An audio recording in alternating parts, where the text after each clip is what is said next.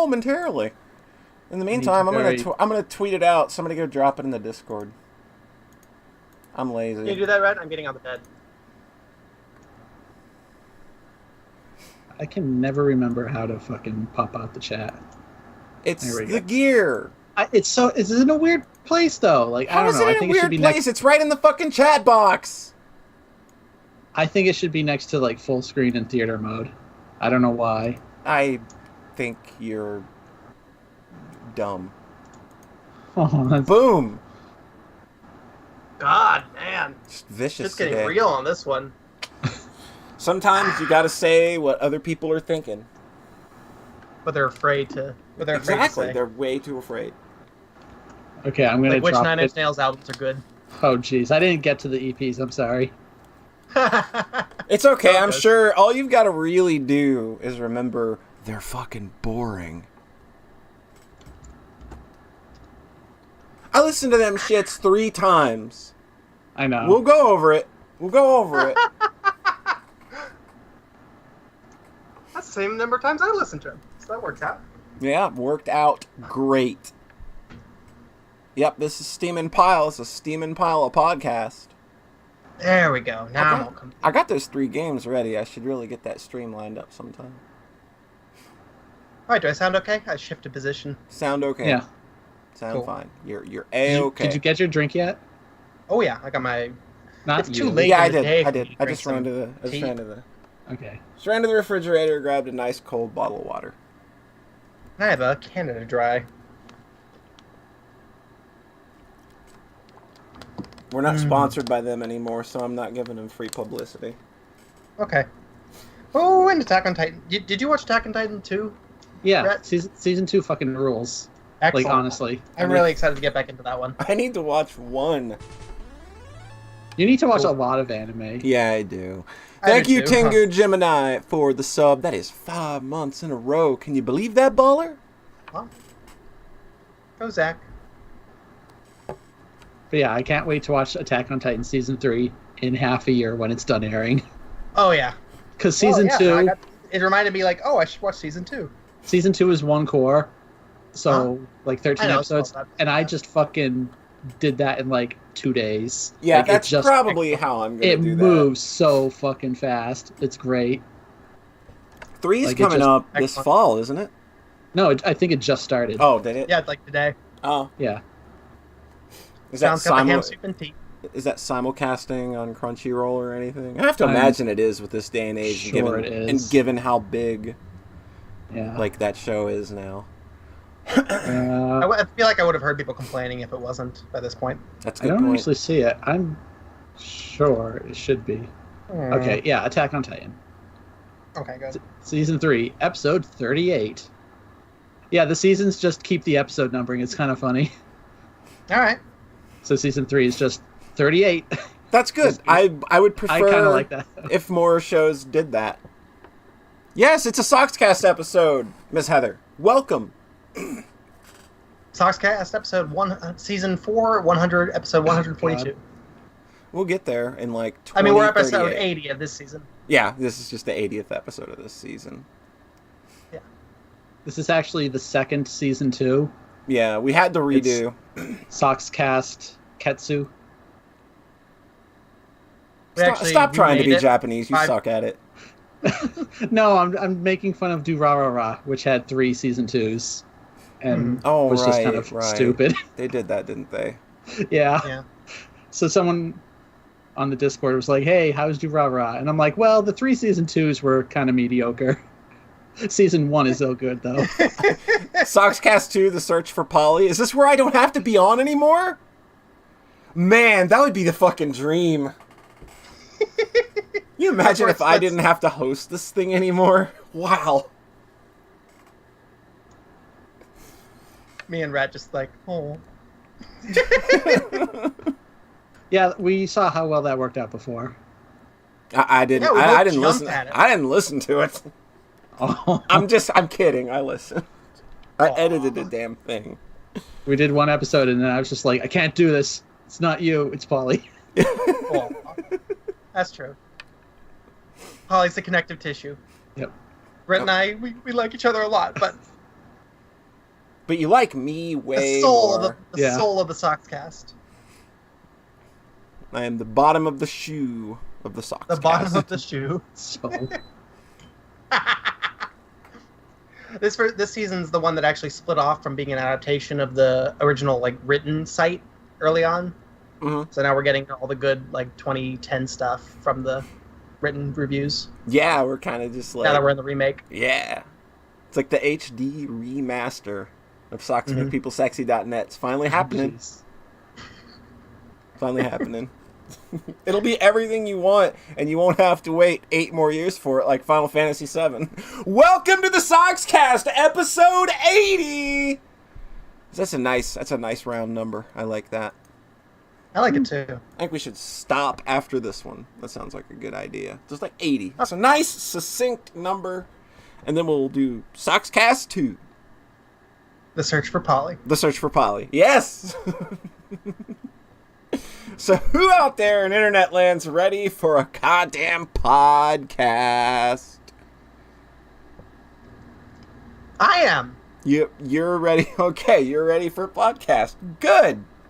Wait, the Good. people that are answering, well, they can because we're on the Twitch, but there'd be a delay too, so you would have been pausing for like 30 seconds. Well, it's only like a 3 to 4 minute or second delay now on Twitch, so Okay. it's not that long now. Somebody could type something in chat, and I could be like somebody in chat type, "My butt really hurts." Watch how quick this shit pops up. Oh shit. Don't make me out to be liars, you motherfuckers. Don't worry, it'll happen. I will Just come wait. and destroy every single one of you. Oh, there it is! There it is. There is one. See, that was it kind of worked. It kind of worked. Unless Twitch dialed back on the whole we give you a low latency thing. I don't know. Who cares? So, all that out of the way, let's get introductions to my immediate virtual right. He loves titties. It's Rhett. Hello.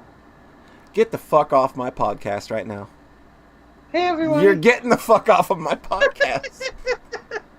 I got a new microphone. Do I feel it sound a little different? Getting the fuck off of my goddamn podcast. Polly says I have lots of bass now in my voice. Wait, did you say Red likes titties? God. I love titties. Don't Anime, big old fucking- anime titties. Man, watermelons. I'm never doing another podcast again. Never. It's never happening. It's the creepiest fucking thing I've heard in my life, I swear to God. Hey, Red, could you repeat that one more? What was that last No, bit? he's not going to repeat that. Okay, I broke. So, Rhett. You sound clear, Red. Yeah. Yeah. How's it going? Good. You got yourself... Whoa, man! The red energy looks like Shut up. Got red some- energy is hitting me so hard now. Some big Rhett energy there. See, Poncho thinks I should do the whole show like that. No, I don't think you should. I don't think I should either. We would be down one entire host if Rhett decided on that course of action. Boy, this podcast would get a lot shorter. So somebody give me a fucking reason. Hey, if you want to make it real short, fire John as well. That's a good point. I could We just, both went for the same joke at my expense. I could literally just fire you both. And this would be like an amazingly short podcast. Yeah, economical. You'd be like, hey, y'all, I played this and this. Now, Hey, Polly. yo, I'm sorry for doing that voice that you hate. So sorry. I'm just closing Skype entirely. Do I have a... There it is. I just closed Skype entirely. So, we no longer have co-hosts here on the Sockscast because I just fucking fired everybody. How about that? Does that work for everybody? Does everybody feel much better now? Ah. So how's everybody doing? Welcome to the Sockscast, episode 80. This is where we go edit point. No, this is where we literally Start keep it clapping. in. Yeah, I'm just kidding. We used to do that. Be like, oh, edit point, clap, clap, clap. Yeah, now it's just like, fuck it. What are you editing at this point when you're recording the whole fucking thing live, right? Yeah. To my immediate virtual left, we don't have a McElroy brother, but we do have John Thayer. Hi! You got me right with a mouthful of Doritos. Yep. Just a big Bringing that good gamer energy to this podcast. Yeah, somebody's got to. Nobody ever Gamer talks. fuel. Nobody ever talks. I'm representing. Gamers are underrepresented in all media, I find. They're the most persecuted class. Yeah, people, like so. who's going to be the voice of the gamers here? I mean, all Steam does is put out visual novels and shit all day. If you want one. What? Talking over. I'm the voice of all gamers. We are very persecuted. All right, y'all can just do the podcast yourself. Okay. Yeah, let's not tempt Polly anymore. All right. Gamers are underrepresented at Epper.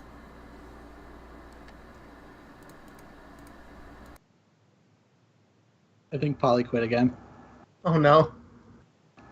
Nope, she's on. Yeah, she's not saying anything. It'll be fine. Want to go straight into it? Polly can jump back in whenever. No, let's just let this awkward silence hang for like 5 minutes. All right, cool. I heard giggling. Don't worry, I have some Doritos I can munch on. Here, let me just not. Let's just make this total podcast poison. Let's just make it the worst imaginable podcast anyone could ever listen to. I've got some Pepsi here if you want me to take a big... Get your big slurp and just let rip with a big meaty burp.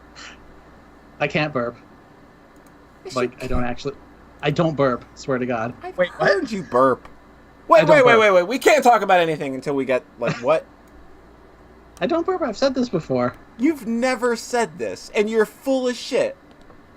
Yeah, I am.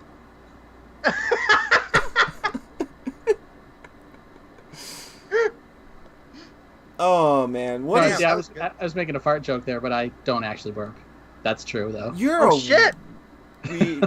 Well, it's a good thing he can do that, or else how would we expel the proper gases? Yeah. So you're just like an all butthole man. I'm an alien or something.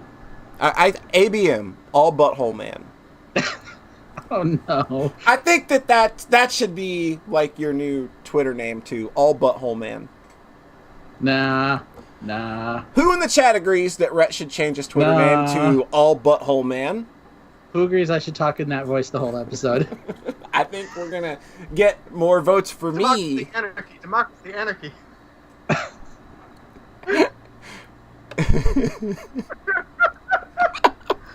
just muted so I could let like a big burp out too. All Butthole Man is my favorite manga. Why do we ever talk about video games? Like what's the fucking point? Nobody cares about video games anyway. We just want to hear about Rhett's butthole problems. Oh my god. It's not a problem. Well, I guess it is kind of a problem. All Butthole Man is, it's free. Yeah, go for it, Rhett. Grab yourself I'm picturing a hot new account. Villain. Go ahead. Rhett, if you register All Butthole Man, I'll buy you a sub. A sub? Yeah, I'll buy you a sub. You mean like on Twitch? Yeah, like on Twitch. At Subway or like... I mean, if he wants a Subway gift card, I would get him one. Nah, I'm good. All right. So who's going to talk about something? I will. Okay, all right, John, go talk about something. Boldly forward so that we can talk about the most important video game of the last, decade. I want to talk to you all about Arafel. Oh my god. Oh, do we need to get my homeboy Lord Nash in on this? Oh, I should have read the whole thing. Before we talk about this, though, I need to issue a warning for, the next bit of the little podcast, just so that y'all kind of know what we're going to be talking through. And that's that Lord Nash is weak against earth and air magic, but he's immune to their status effects, stone and shocked. Can y'all remember what the next part was? He's also weak He's immune to their status effects, I think. Stone and shocked. Yeah, I got to that part. Oh. I mean, he has access to Vampire Bite and Blizzard. Oh wait, there was more. You kept only posting the one screenshot eventually. Because you can only fit so much. Oh I my would have god! to. I had to edit it down.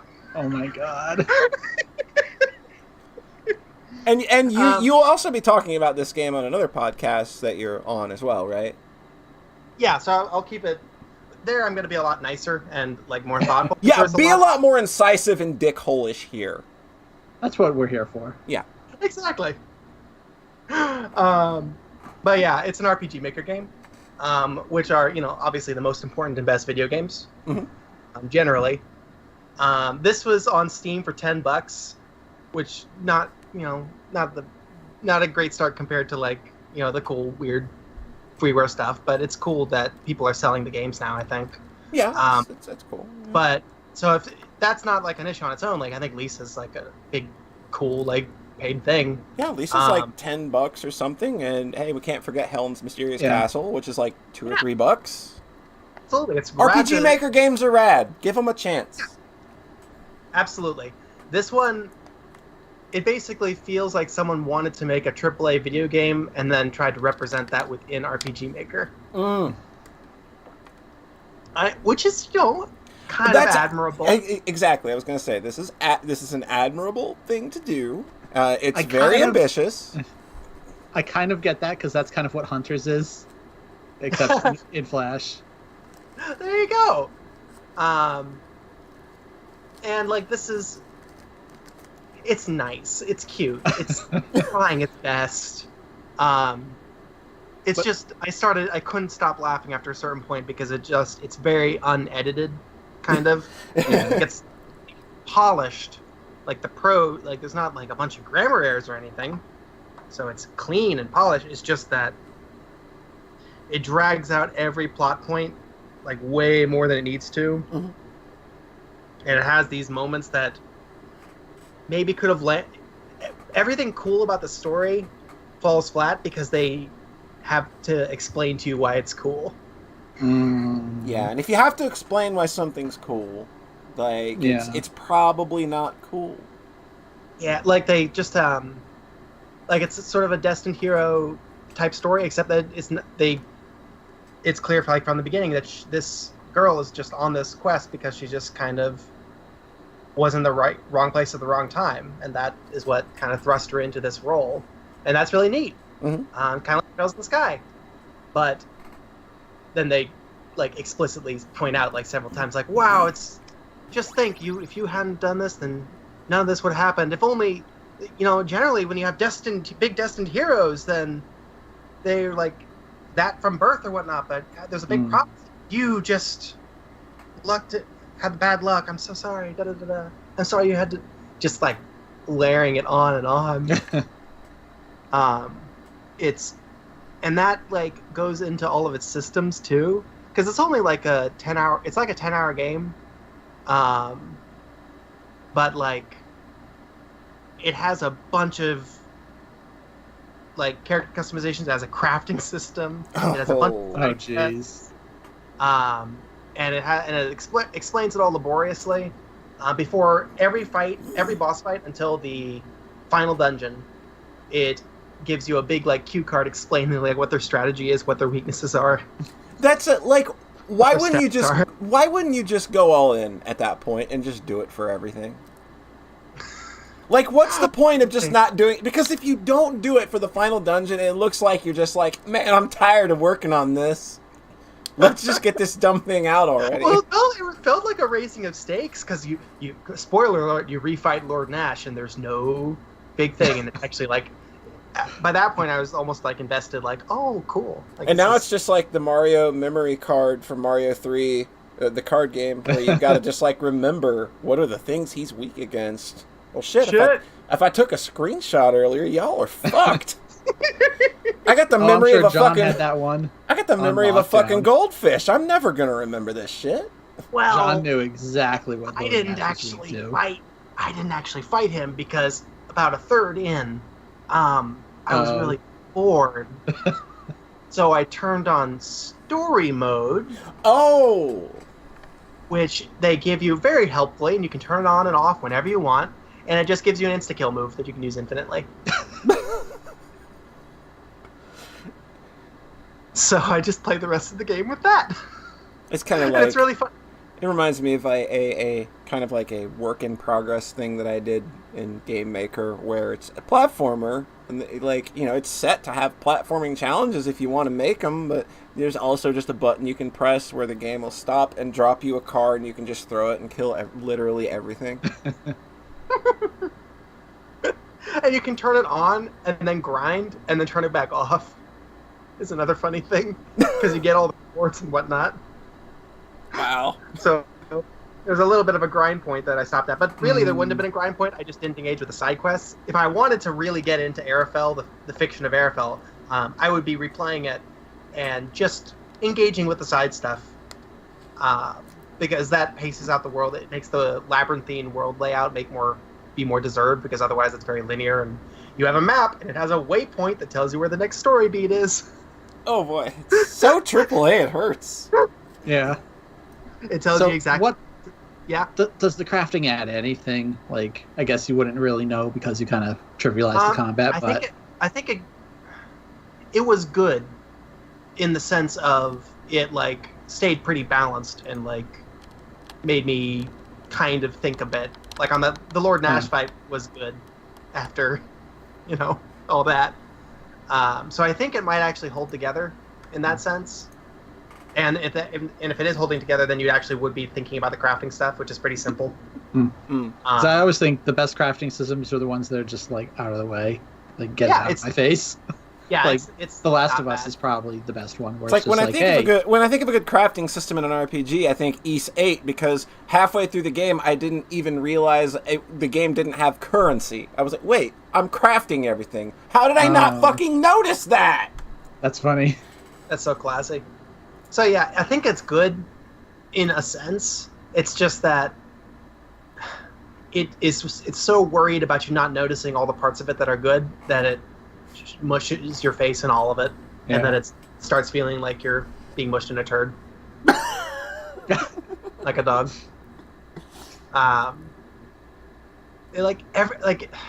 If you just like wrote out a list of like plot beats and character beats and whatnot, I think it would, and then even like mapped out like the play and the general like challenges, it would seem like a pretty solid construction. It's just the way that it's so earnestly like worried about you missing anything, and it made me feel better about never mind. Was very off-putting to me. Say it, John Dyer. I know what you were gonna say. It made me feel better about the game that I'm releasing this week, right? Because you are doing that this week. Yes, I am. I actually was thinking about putting a difficulty mode into that too, and then I played Airfell and I was like, nah. Yeah, I bet that would have changed some folks' opinions of it.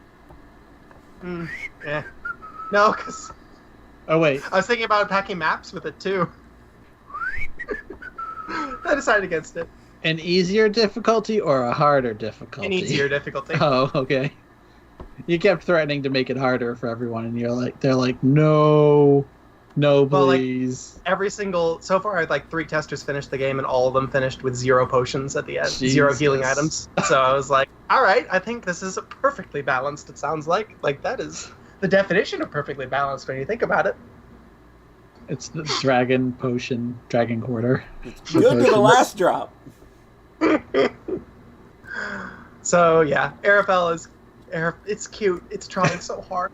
Oh my god. I managed to go on the Internet Archive, and I tracked down. You see, this is actually a remake of a game from like 2007, Arafel Legend of something or other. Also made in RM2K3. So I'm really interested in how that 2007 version plays, because I think it might be better, because it'll be less. He won't have tried as hard, maybe. Part 1 of a 10-part series. The 2007 one is more interesting because it hasn't like filed off all the sharp edges. That's kind of. Well, I haven't played much of it yet. Yeah, but it sounds like that could. What generally would expect very easily be the case. Like, there's not a easy funky mode one-hit kill button, probably. Potentially, which I liked it because I wouldn't have finished the game otherwise. I don't know. It's weird. But it's you know silly. what we were talking about the other night? How people don't know what they want until you give it to them. Yeah, So exactly. do you think you would have given up on this game if the one-hit kill mode wasn't there? No, because I have to do it for. I have to do it. Yes. No, So I'm I'm saying fucking obligated. The best reason to play a video Okay, game. well, if not for that, I guess. I If just I wonder had- if you. If I had If been you- patient with it and come at it with a more generous mindset, and I'd finished it by playing it legit and doing the side quests instead of and I would have had a better time with it. That's I'm fairly what certain I'd of say. that. Like- I came away from the game like not thinking it was good, but like, okay, I would have if I'd known that it wrapped up this neatly, I would have trusted it more because I didn't trust that it was going to be worth anything at the end. So I like it. It's just I just want to give it a hug and pat it on the head and say you're doing a great job, sweetie. Send You it on its try. way. Like you did okay. I did tweet. One thing is that it doesn't have I feel like this is I linked Polly and you both actually the trailer which has the music in the trailer Oh my god. which is so earnest Yeah. and like movie trailer like oh feel things and that's the soundtrack for the whole game. What? The whole game is just like completely like oh feelings oh this is the most important thing. I want to make a game with that vocal track as the background now. And then I complained online because I said like when you do the cool Ocean Palace thing of playing the level music during the fight and you do that for every fight in the whole game then it's not the cool Ocean Palace thing anymore. Yeah. So yeah. there's just no battle music. There's boss music, but there's no regular battle music. It's just playing level music all the time, and it just feels like it's trying to add more import and it makes you sick of the songs faster. Because I think you're just kind of assuming that because of the Ocean Palace thing, where it's just they don't have a battle theme. Yeah, and I know that he did that on purpose because I tweeted about it, and then the creator of the game added me because he'd name searched the game. I was like, well, actually, I did it because because I think it's annoying when the battle music jumps up, which was oof. He's the first Every person area of this game is of equal importance. It's Yeah. literally the loudness wars where if everything is loud all the time, then nothing can ever truly peak. Yeah, that's about it. Like they have the big final boss with multiple forms, and then like before the like between each form, it has like a big text box explaining what's happening to him. Like, oh, he's lost any trace of humanity, and this character is gone now because he's just like 2 text boxes. While he's just, and then he just, so it just sucks away all the good. I'm gonna add text boxes to the final boss of Hunters. That's a good idea. Yeah, great idea. So yeah, that was my Arafel journey. I want to play both of those games, both of the original Arafel and a couple other games that he made are offline forever now. I had to track them down on the Wayback Machine.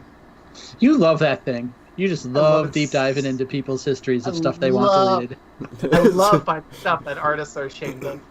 Makes me very happy. It's pretty neat.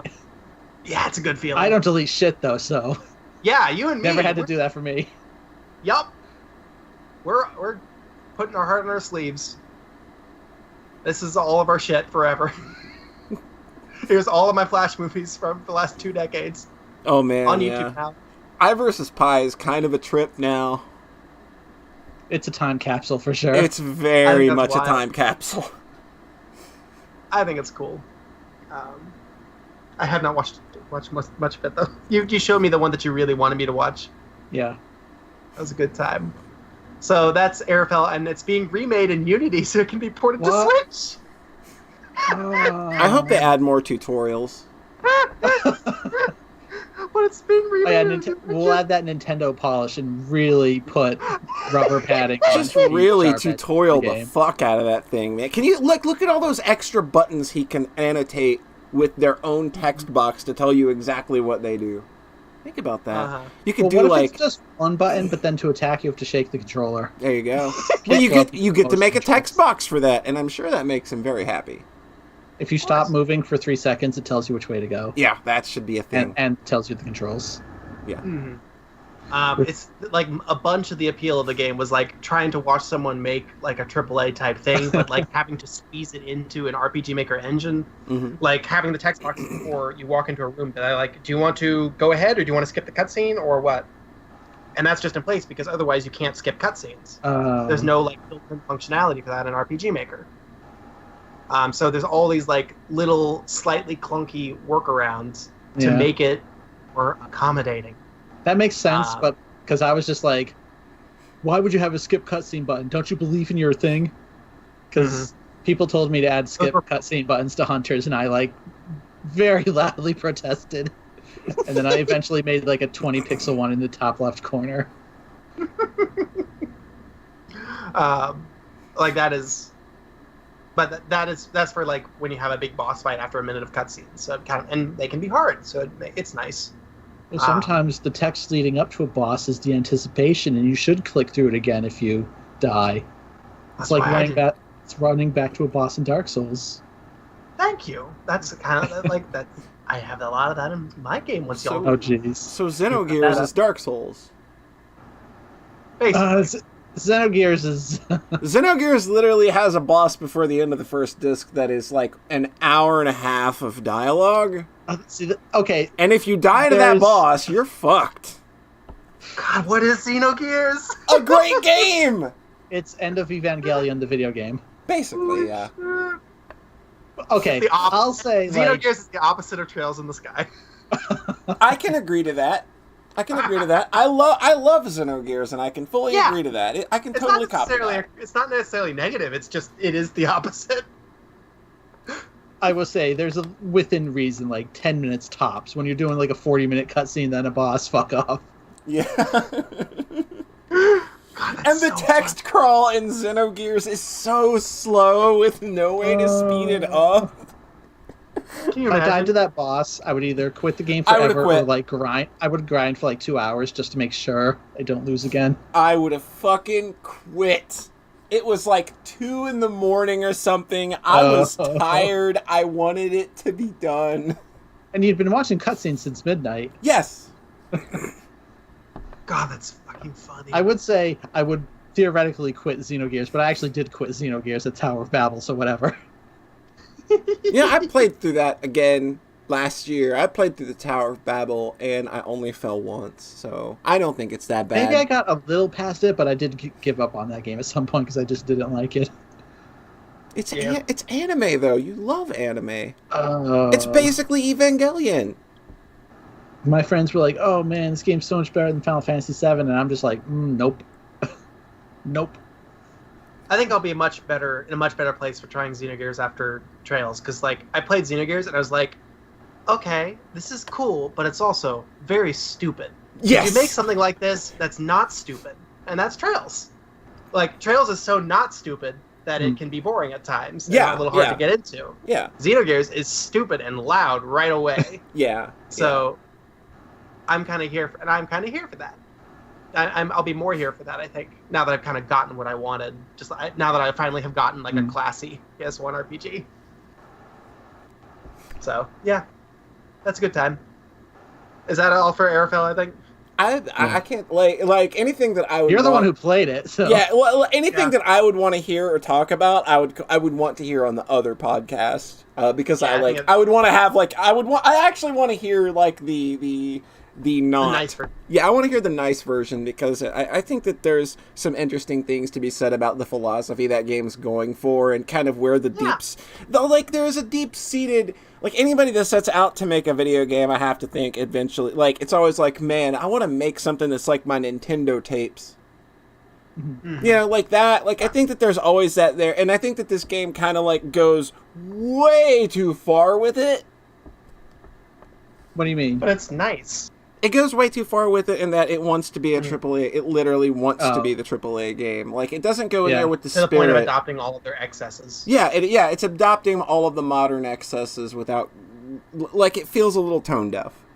Yeah. Yeah, when the appeal of RPG Maker most of the time is that it's very much not about you're not playing a AAA game. Yeah, yeah. That's not why I'm here. I'm here because this is giving me like clumsy, like it'll be clumsy sometimes, and sometimes it'll be bad, sometimes there'll be edgelord bullshit, but it's not sanitized, polished Nintendo tapes. It's its own thing, and that's kind of what Arafel was going for, was like bringing this other thing that I don't like as much into the RPG Maker sphere, but I still, I think that's cool You can in still the sense of appreciate like it. appreciating it.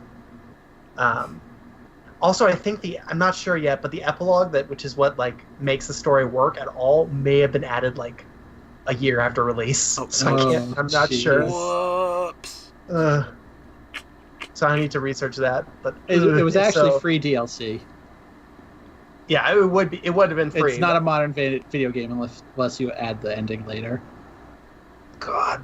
That's what we're doing with her. That's what we're doing with her lullaby. Y'all thought you've seen it all. Hold on. Jesus. Hold on. Imagine the epilogue to that being the thing you added later. Holy crap.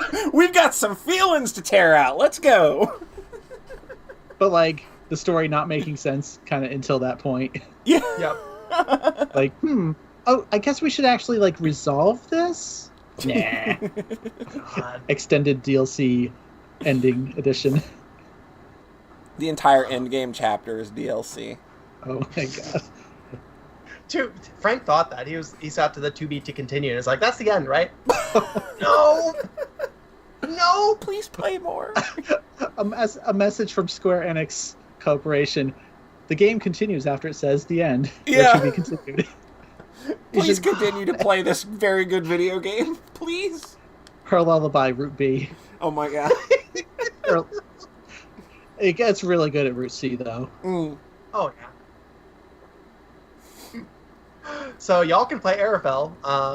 I was mean to it, but it's really. I don't cute. think I'm going to play it honestly. Yeah, No. I've probably got better things I need to be playing than Yeah, RFL. my backlog has a lot of JRPGs. I don't think this one's wiggling its way to the top.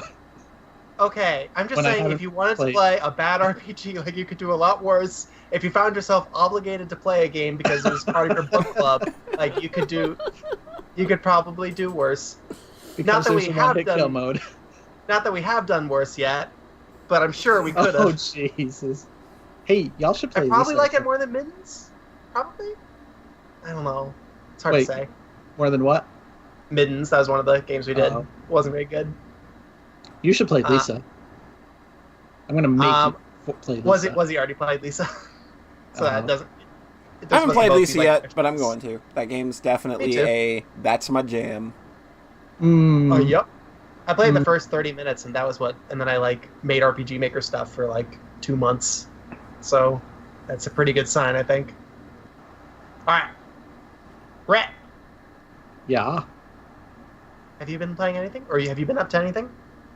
I guess I'll continue on the RPG train. I played some Ys games. Oh, those are good. Yeah, I they're pretty good. I like those most of the time. What's Ease? It's a series developed by Nihon Falcom. Mm-hmm. What's And it that? started in like the late 80s on the Turbo Graphics, the best system ever. And then, I believe it started on the PC 88. Yeah, I couldn't PC 88. I couldn't keep up. well, I couldn't keep up the fiction. I was gonna be like obnoxious, but then you had to say the PC Engine. well, in America, I don't think they ever came out on that system. So in America, they were like those weird thing on the Turbo. It was so weird. I was aware of that series because it was on the Turbo Graphics, but I never actually played those versions. Mhm. I didn't play the series until the shitty SNES one. Oh yeah, yeah. And then- Wanderers from East is oh boy. And then I didn't play any more of those games until the remake of 3 on Steam. Yeah, yeah, So I just went back. So I played 3, and then I played the remake of 3. yeah. That's Which is kinda funny. basically how my trajectory went. Yeah. Yeah, I And think then I played. I bought Oath right after y'all played it. Yeah. Oath is real good. It is real good. And then I Get played back to 1 it. and 2, which are also real good. 2 is probably Yeah. one of the favorites. And nobody finishes that one because they hate it. I did. I finished Oh, it. The 50 okay, cool. the 50% mark of that game, it does a thing, and I'm just like, oh my god, this part of the game Half the first game is in the tower.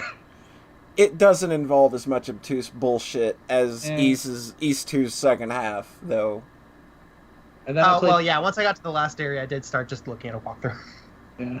I got through most of the volcano with that one though. And then I played Origins and didn't like that one at all. Yeah, that It's one's just like a dungeon. Yeah, that one's just like it's Darm Tower from East 1, but in Yeah, it's just like what I liked about 2 was the sense of this grand adventure across a landscape. So for Origins to just be, hey, it's one giant dungeon tower, I was like, eh. And then I guess I didn't play any for a long time until 6 recently. The Ark of Napishtim. Yeah. So that's kind of the first... That was the first PS2 one, right? Mm-hmm. Yeah.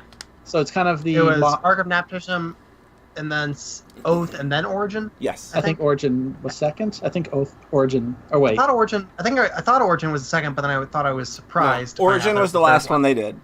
Yeah. Origin's like the most refined one, but like for some reason it just didn't feel right to me. I think Oath is kind of the happy medium. Yeah. Yeah. Because playing 6 was definitely, this is like Oath, but it's a little rougher. Yeah, it's a little rough around the edges. Platforming's not quite as spot on. Yeah. The boss Kind of like designs. Sonic Colors. The boss designs aren't quite there yet. Mm-hmm. And it's like a pretty darn short game. Oh god, it's super short. Yeah, which is actually kind of nice because I like to get through my JRPGs now quickly now. Mm-hmm. But it is kind of funny thinking, like, with how old it looks. It's like, oh, this was a PS2 game. Well, Konami had something to say about that when it came out on PS2. Yeah. They did a version of it. I don't know, 3 or 4 years after it came out. I think maybe I don't remember when it came out. I think it was 2006. But they didn't like those sprites. Those sprites were ugly, so they got rid of those and replaced them all with kind of just real bad looking 3D models that aren't scaled very well for that game's kind of like everything's small in these games anyway, just because of the perspective and the engine. And then they added awful voice acting. That's real bad. So was this game on PC first, and then they did this for the port? Yes. Okay. Oh, okay. So were all of these PC first then still, up until this point? Pretty much all of Falcom's stuff was PC first. Yeah, including the NEC stuff, yeah. Yeah. Because PC Engine, the TurboGrafx is just the third after PC 88 and PC 98. Like, it was the successor to those. Mm-hmm. Although I think it's, although it was like a console instead of a computer. I don't know. Yeah, it's a bit different. It's, the history of Japanese computers is weird, and John knows all about it, but I don't. Just that the TurboGrafx is what came after the PC 88 and PC 98. I think that's useful to know. But it was the only one to make any sort of impact in America. And even that's being generous, yeah. Yeah. It existed. It made an impact on Rhett. I had one. It had AirZonk. Rhett had one. And then they put out a damn CD attachment that even less people bought. Yeah. Even I didn't have that damn thing. And they didn't put out Rondo. Yep. You didn't have that damn thing, and and you have a fucking Jaguar. Oh my god, Jaguar had a CD attachment too, didn't it? Yeah, it did. Which I also didn't have for obvious reasons, because I got the Jaguar just like, whoops, this was a mistake. Oh, I don't know what they were thinking with, let's split the user base. That's a good idea. Sega did it. Worked out great. It really didn't. It was just that the Genesis was so popular they could get away with it a little bit. Yeah, they pushed their luck. They pushed their luck way too hard. We're going so off topic. We got Gate of Thunder out of it. Yeah. We're going so off topic, but I fucking love the fact that there are games that require the Sega CD and the 32X. That's incredible. And you really don't even fucking know why. Because they still look and feel very much like upgraded Sega Genesis games to kind of the same degree. I don't know why it couldn't have just been either or. If it's an FMV game, just make it use the Sega CD or whatever. Yeah, Yeah. That was a big old mistake there. Nintendo had very good sense when they didn't release any of that shit they released in Japan, like the disc drive or whatever. Yeah, and then they got their ass kicked by Sony by backing out. But like the NES had the disc drive thing, right? Yeah. And then the N64 also had one that had like the F-Zero BS or whatever. Yeah. They never released that stuff. You mean the Super Nintendo had the satellite drive? Oh right, yeah. They all had weird attachments. Yeah. And none of it came over here. Sony was going to make a CD attachment to the Super Nintendo, and then they fell out, and then they made the PlayStation. Yeah. So the PlayStation is the result of all this weird bullshit. Essentially, yeah. This is kind of funny. It's like, whoops, we created a monster. It's like a super villain origin story. They literally created the monster that came back and destroyed their fucking asses for 10 years. Yeah. That's a... Sega just died. God. What were we talking about? We were talking about Ys Ark of Napishtim. Yeah, so it's a very cute, kind of quaint game. Like, nothing is about it is amazing. It's got, okay, the music is amazing. I'll give it that. That's Falcom sound team, though. Like, yes, yeah. I just remember running around the first area, and I'm just like, this fucking jams. Holy crap. Yes, it does. Yeah. I had that reaction to Oath, too. Yeah.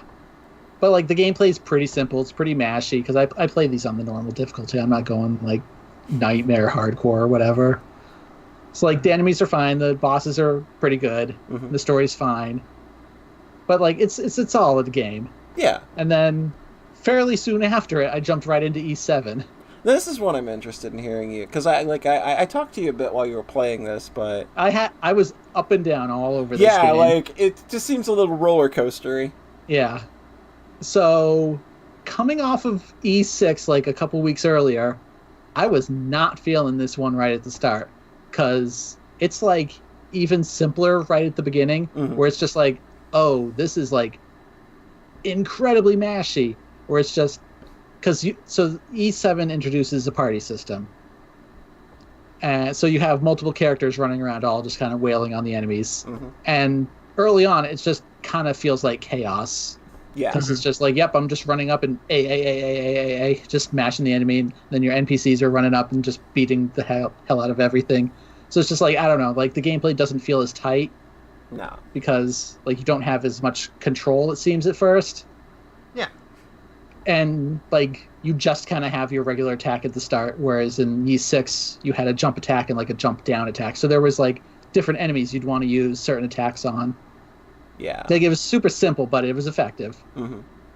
So I wasn't feeling E7 at the very start, and then like it's a very kind of generic chosen one plot where Adol goes to this island and then he meets like a dragon statue, and the dragon statue eventually he becomes the dragon warrior. Yeah, and goes on a dragon. Wait! Adol lands on an island? Yeah, not on a shipwreck this time. The boat arrives safely. Oh, okay. It's totally fine. Oh, okay. Everybody was fine. That's wild. You even take a boat to another island later in the game, yeah. And it's totally fine. Yeah. Oh, crazy. Shit. Subversion all up in this. But yeah, E6 is also this remote island, which does start with a shipwreck. It's a shipwreck, yes. But they kind of explain it by the end, though, like why that island is like impossible to reach. Yeah. But the funny thing in E7 is that you're literally the dragon warrior going on a dragon quest to these five dragon shrines. But so the story, like in the broader strokes, is super generic, but I think kind of the character stuff and intrigue saves it a bit. Yeah. But I wasn't feeling the gameplay at all at the start until you get the third character, and that's when I think it kind of expands to what it becomes for the rest of the game, is where you have to pay attention to which attack type you're using on the enemies and like kind of switching between who you're controlling in the party to take out certain enemies. So it gets more interesting for sure. Mm-hmm. And that game's got Flash Guard as well, which is very important. Wait, what? You never used Flash Guard in that game? I don't think so. Holy crap. It's kind of hard to use because you've got to I think you've got to hold left bumper and then hit right bumper as an attack is connecting, and then you'll flash guard it, and all of your attacks for like the next 2 seconds are criticals. What? Yeah, that's how I survived most of that game's bigger boss encounters. Oh my god. I have to go do something right now later to check that. That's crazy. Because, yeah, that last boss was a motherfucker. Oh my god, yeah, it's real fucking hard. Yeah. Like playing like parrying, what? Yeah, it's exactly like that. Because the thing they add in this one is that you have skills now. So you press the left bumper and like one of the 4 face buttons to do a skill. And they're real kind of basic and nothing at the start. But then towards the end, like I got this move that like freezes all enemies, and Adol like does like a star formation and just like fucking one hit kills everything. It's pretty incredible. Feels real good to do that. Yeah, pentagram rules. Yeah, the skills get more interesting as you go, but I also kind of ignored them for most of the game because it's pretty easy. Yeah. Because I was playing on normal again. So, like, halfway through this game, though, I'm really digging it, and the story's, like, doing a lot of interesting stuff, actually. And, like, stuff's happening, because they kind of give you this, like, point-of-no-return point, and then a whole lot of story happens. Mm-hmm. And then they do something that pissed me off so much, I put the game down for 3 weeks. I don't blame you. They go, well, you visited all the 5 dragon shrines. We need you to go back to all 5 of them. And magic stuff happened. We turned off your fast travel. Sorry. Yeah. Oh no! It's such an obvious padding move. I just went, okay. And I got to the first one again. And like I went to so they all have new areas inside of them. Like it's not actually that much. It's not as bad as it sounds. No, it's not. But and there's like new just, champion like, enemies that you can fight too. Infuriated by, not infuriated, but just like insulted, I guess. And just like it was a momentum killer is I guess the real thing. Yeah. Because like the story was firing on all cylinders, and then to do that, it's just like screech. That's like, a bad pacing issue right there. Yeah, it just felt awful. So I got to the first one, like, and went to the start of the new dungeon and was like, okay, I'll get back to this later. And then I didn't for 3 weeks. And then when I finally went back to it, like I blazed through it in like 3 days. Yeah, so it's like it wasn't that bad. And like story gets really good again at the end, and then the last boss is fucking bonkers. Yeah, it's real good. Because again, party system. So you, over the course of the game, you kind of build up this party, and you've got 7 members by the end, but you can only have 3 in your party at one time, and the ones in your party level faster than everybody else. So I had the same party for like those like the 3 days after I went back to the game. I just used the same 3 characters the whole time, and then you get to the final boss, and everybody splits up, and you have to use all 7. Yeah. So I had 4 complaining about that. So I had 4 underlevel characters with like no recent gear, and they just got fucking slaughtered immediately. It's just like, oh, okay, I'm gonna be right back in like hour of grinding level later, and then buy some equipment for them. It's like, okay, I got this now. And the first form, which was like the characters I never used, because it's like Form 1 is 3 characters, Form 2 is another 3 characters, and the last one is 8 all. Form 1 still took me like 10 to 15 minutes. So I'm just like, man, if I die after this, I'm going to be pissed. Which made it really exciting, though. Especially when you're fighting the last form as Adol, and if he dies, then game over. Yep. That's cool. Because you could just revive other party members if they die, which they certainly did. But if he dies, like I had the one ring, or like you get a thing called the clone ring. I made the joke that's, it's like Chrono Trigger. Yeah. And I'm like, and then I get to the last boss, and I'm like, or Soma. I might want to actually put that on just in case. Yeah. I think that final boss is actually, like, if you get to the final Adol portion, if you game over, you just start from the Adol portion. I kind of figured, but I didn't know that, and I'm not taking no chances. I was not taking chances at that point either, because, like, when I finished that game, it was, like, before work, and it was at, like, I had been playing since, like, I had woken up early for whatever reason. I was playing since, like, 4 o'clock, and I was already yelling at Chelsea via DMs, like, I hate this fucking boss, it's too hard, it's impossible, and I was so mad, and, like, yeah, it was, like, fucking 6 in the morning, I'm like, oh, I really need to get to work, please don't die, please don't die, please don't die, so, you know, I just remember that being, like, a fun little morning of finishing East 7 on the little PSP, which is little cramped trying to do some of the like the like especially the flash guard felt really awkward on the PSP's like loose ass top L and R buttons. Just doesn't feel right. Yeah. Well, don't worry, you can beat the game without it. Apparently. Oh yeah, apparently. They even give you a tooltip for it. Say, hey, you can flash guard. Do it like this, and you just ignored it. Well, they probably flash it once at the start when you don't need it. Flash guard. And then don't beat you over the head with it. Yeah. They should have taken God, RFL's I hate it example. when games do that. Why can't they just take the time to make sure you know the things that you need to know? Honestly. Make sure you know them at all times.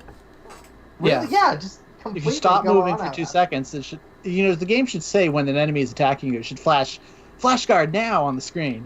Like that. There you go. Exactly. Really they need to do that a few times at least to make sure that you know it. Ugh.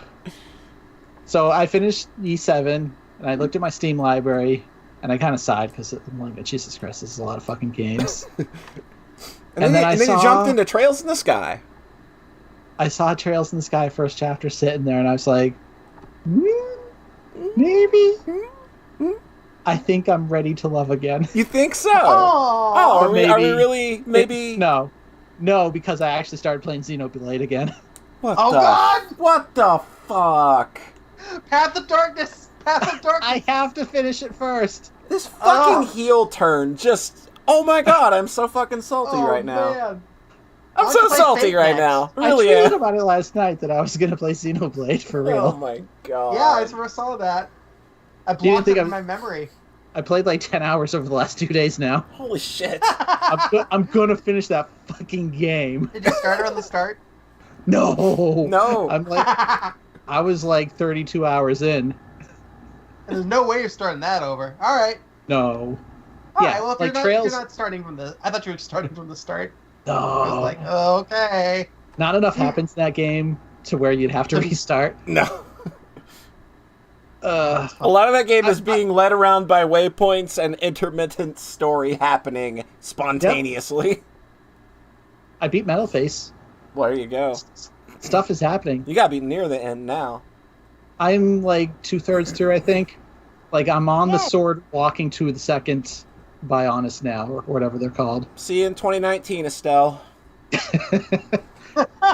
I think something in me clicked and I'm ready to love JRPGs again though. But I just needed this one off my plate first. Yeah, I'm kind of running into a similar issue. We'll talk about.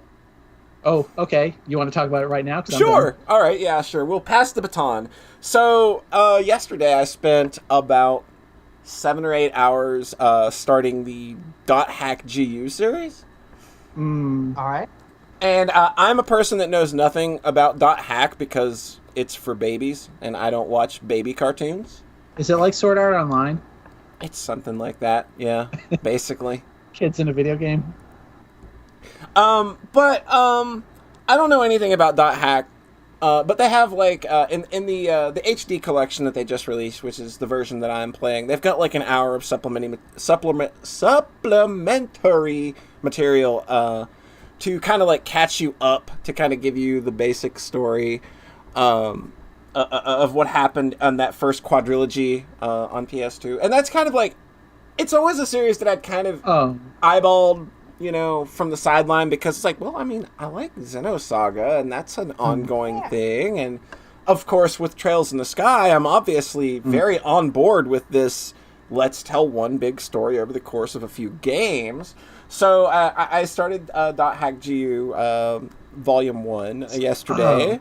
I spent about... Wait, I'm sorry. What? That, it's not just the first game? No. I thought... Oh, geez. I thought it was just going to... There's was 7 like games total, I think. Yeah, there's .hack the original series, which is 4 games. And then there's .hack GU, which is 3, and then they added an expanded epilogue for the HD remakes. Yeah. So I thought the trilogy that came out on Steam was just the original games, not no 4, 5, and 6. Oh my god. No, this is a different series, and it's kind of like a follow-up. It's set in the same universe. You're getting a lot of the same kind of callbacks to that material. Trails of Cold Steel. Yeah. Versus kind of. Yeah, basically, right? But or it's a different story. It's a different story, Okay. but, same setting, kind of same premise of, online game. That's the whole conceit of the thing. And if you die in the game, you die in real life for some bullshit, or you go into a coma. It's fucking Sword Art Online before Sword Art Online. Yeah. Was Sword Art Online. Yeah. Oh man, I know nothing. I've got this gut check reaction to everything Sword Art Online. It's just no. Yeah, that's basically that should be the appropriate reaction. But this was a good 10 years earlier. Yeah, this was way before that.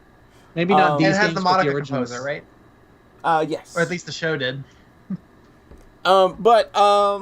Yeah, that's the whole conceit of the thing, and I played this for about 8 hours yesterday, and, it's an okay first impression. The main character, boy, he's real angsty. He spends a lot of the time just being angry at people for no reason. And it's just and I still don't think I've bought into this whole conceit of everybody taking this online game so deathly seriously and melodramatic. There's some things that come off as being so dumb about the way these characters interact with one another, and knowing that they're playing an online game and it takes place in 2012. Oh, they're playing PSO too. I'm thinking maybe they should have, if they would have dated this maybe a lot further into the future, I probably would have been able to buy this conceit a little more. But right now, where I'm at with this game, it's just kind of man, y'all are just being real silly about a fucking online game that you're playing, and you're even making references to things you're doing while sitting there playing an online game. This just isn't working. It's not working right now. Wait, do the characters just say stuff like, I'm having tea right now? They'll make casual, offhanded remarks about things they're either doing online or how they may look offline or something. It's just kind of weird, and just kind of imagining, people sitting around and being this deathly serious about, a bad MMO. But there's, as far as I'm aware, there's no real life portion in these games. Right? Other than there's a shit ton of supplementary material. You're getting emails all the time. There's fake websites within the game that update all the time. Videos, news stories, forums, things that you can reply to. But it's still all on the computer and the internet stuff. Yeah, it's just, you never just walk around Japan outside the game. No, it's nothing like that. And I'm gonna say, even though I have not fully bought in yet, I'm still gonna give you a chance, but I can't right now. There's just no love in my heart for any other JRPG at the moment. Because last episode, I finished The Legend of Heroes Trails of Cold Steel 1. And that was fantastic. Had a great way of leading into the next game. And I was just I've got to... I've got to save 2 for a while. Maybe if I save it for a bit, have something there for a rainy day, but my brain will not shut up about Trails of Cold Steel 2. So once we finish recording this fucking podcast, I'm going to just go start playing Trails of Cold Steel 2, because it won't get out of my head right now, and I'm convinced that there's no way I can give .hack a fair shake if all I'm doing is sitting there thinking, wish I was playing Cold Steel 2 right now. I totally get that feeling. Yeah, it's just I kind of gotta just let it happen. I've got to endure the wait for CS3 like everybody else, I guess. So I thought I would maybe mitigate a bit of that by trying to fit games in there, shove games inside that void, that hole inside. That Cold Steel-sized hole that I've got in my soul. But no, the only thing that's going to work is I need my Cold Steel fix. I need to know what the fuck's happening. And, I'm not going to be happy until I just dive in and do it. So Yeah. that For was me- yesterday. Nothing wrong with that. For what me, about- whenever I finish something really good, it like takes me like a week to get into something else. Yeah. But like if there's actually more of that thing, then I'm not going to be able to move on. So like when I finished Yakuza 0, I was just like, I should play some other games now. And then I'm just like, go buy Kiwami. And I'm like, no, I should save that for later. And then I went and bought Kiwami. Or like when I started Illusion of Gaia right after Soul Blazer. Yeah, it's just got, Yeah. like, it's hard to, like when I you knew play I- when I you knew play I a good, shouldn't, yeah, you shouldn't, but you know, there it is. So yeah, like Dot Hack is on the back burner for a while, unfortunately, but I can't say that I disliked it. I've heard some things about it that made me kind of go, "Oh no, I'm not gonna like this at all." But we'll see. I understand that this game is the same game 3 times. Oh. Yeah, like right down to Like- all the story beats. It's the same game What? 3 times. Oh, so not like literally. Almost But just- literally. Almost literally. Oh. Well, you could play the first one. I'm gonna play the first one, and then I'm gonna, Yeah. start playing the second one, and we'll stop Endless to 8, see. Endless 8, Endless 8. Yeah, Tom I says, don't play them back to back. Yeah, Probably. it seems like a good idea. Yeah, that might be a good idea. It's like, oh man, I just gotta have so much more of this good dot hack stuff. Let's jump right in. Fuck Trails. Who needs trails? But Who needs Trails? John needs trails. just skip to Is the Polly third done, or is that a one. transition? I like this. Just skip to the third one, hate it, and be done with it. Wow. Just I think that was Pat's advice as well. Oh my god. So Is yeah, that Pat? I think that might be Pat. I Based on don't. what he Pat- said. I think Pat was really into these games. And Yeah, then, Pat No, I was- think that might be. Look, Pat. What's wrong? Oh. Terror of Death. It was Oh. on mine actually. How are you enjoying spending the time? I think that's Oh. Pat. Hi, Pat. Okay, that is Pat in the chat. Okay. Just skip to the third one and hate it and be done with it. Yeah. Unless that's there's a good- another person. Yep, there it is. Yeah. Unless there's Okay. another person that really hated Trails. So yeah. Oh, that's funny. Yeah, that's. Really hated Dot Hack. So yeah, I'm not gonna be playing dot hack for a while. I'm not. I have to say, I'm not feeling super motivated at the moment. Not feeling real encouraged. Oh no. Terror of death, terror That's of okay, death, maybe it'll be terror like- of death, terror of death, terror of death, terror of death. They say that a lot. Oh. Yo, I if we get didn't- it If we now. listen to Pat from 10 years ago on everything, then I wouldn't have bought all those Kingdom Hearts games. So Oh, Jesus Christ. think about that. Just think about that. Path of Darkness.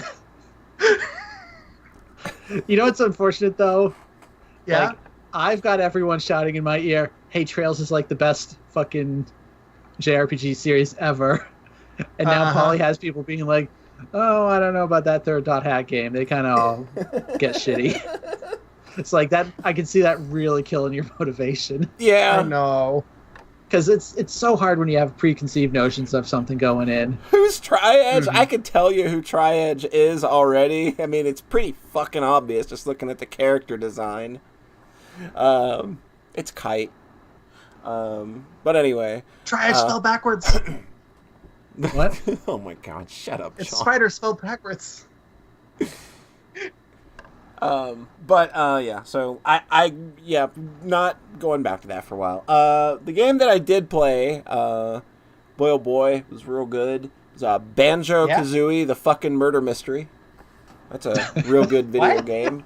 Yeah, it's Banjo-Kazooie, the fucking murder mystery is what I like to call it. I played Murdered Soul Suspect. This is kind of like Oh, this is a Square Enix jam from a little while ago about a beat cop gets murdered, and all of a sudden he can't move on to the afterlife because he's got to solve his own murder for some reason. Because that's and I'm okay with that conceit for a game. I'm not scoffing at that. I mean, that's Ghost Trick. This is It's Ghost Trick. is no Which is a ghost great- which trick. is a masterpiece. Believe me, this is no ghost trick. Yeah, I believe that. And I'm okay with like procedurals and things like that. Like I'm totally on board. Like, I bought this game because I obviously was interested in what it was doing, and I like narratively focused things from big companies like this because it's just like, hey, you took a chance on a big thing, and there's obviously a lot of money behind this game, so let's play it. And I think it's real dumb and terrible. Why did I play that? I spent a day on it, and I still feel like I wasted all of my time. Because so it's not very long either. No, it's about 6.5 hours, give or take. Jesus, wow. Yeah, it's in and out. That's really short. Yeah, you are in and out and done and over with, and you don't even have to look back. You won't want to either. You won't want to because it's got a real stupid conclusion. The characters aren't very appealing at all. You kind of start out liking the dude you're playing as, but his whole shtick gets real old real quick. And the mystery isn't very interesting at all. And what really drove me crazy about this game, though, was just how, I swear to God, somebody during production came in, saw that they were making a narrative-focused game, and said, "Where's all the video game? We need video game things in our video game." It feels exactly That's what happens with all these AAA games. It feels like exactly what happened to Deadly Premonition, where he was making that to be a narrative-focused game where you just drive around and solve mysteries and have these crazy experiences. But someone was like, "No, you need to have video game in there," and they didn't have enough.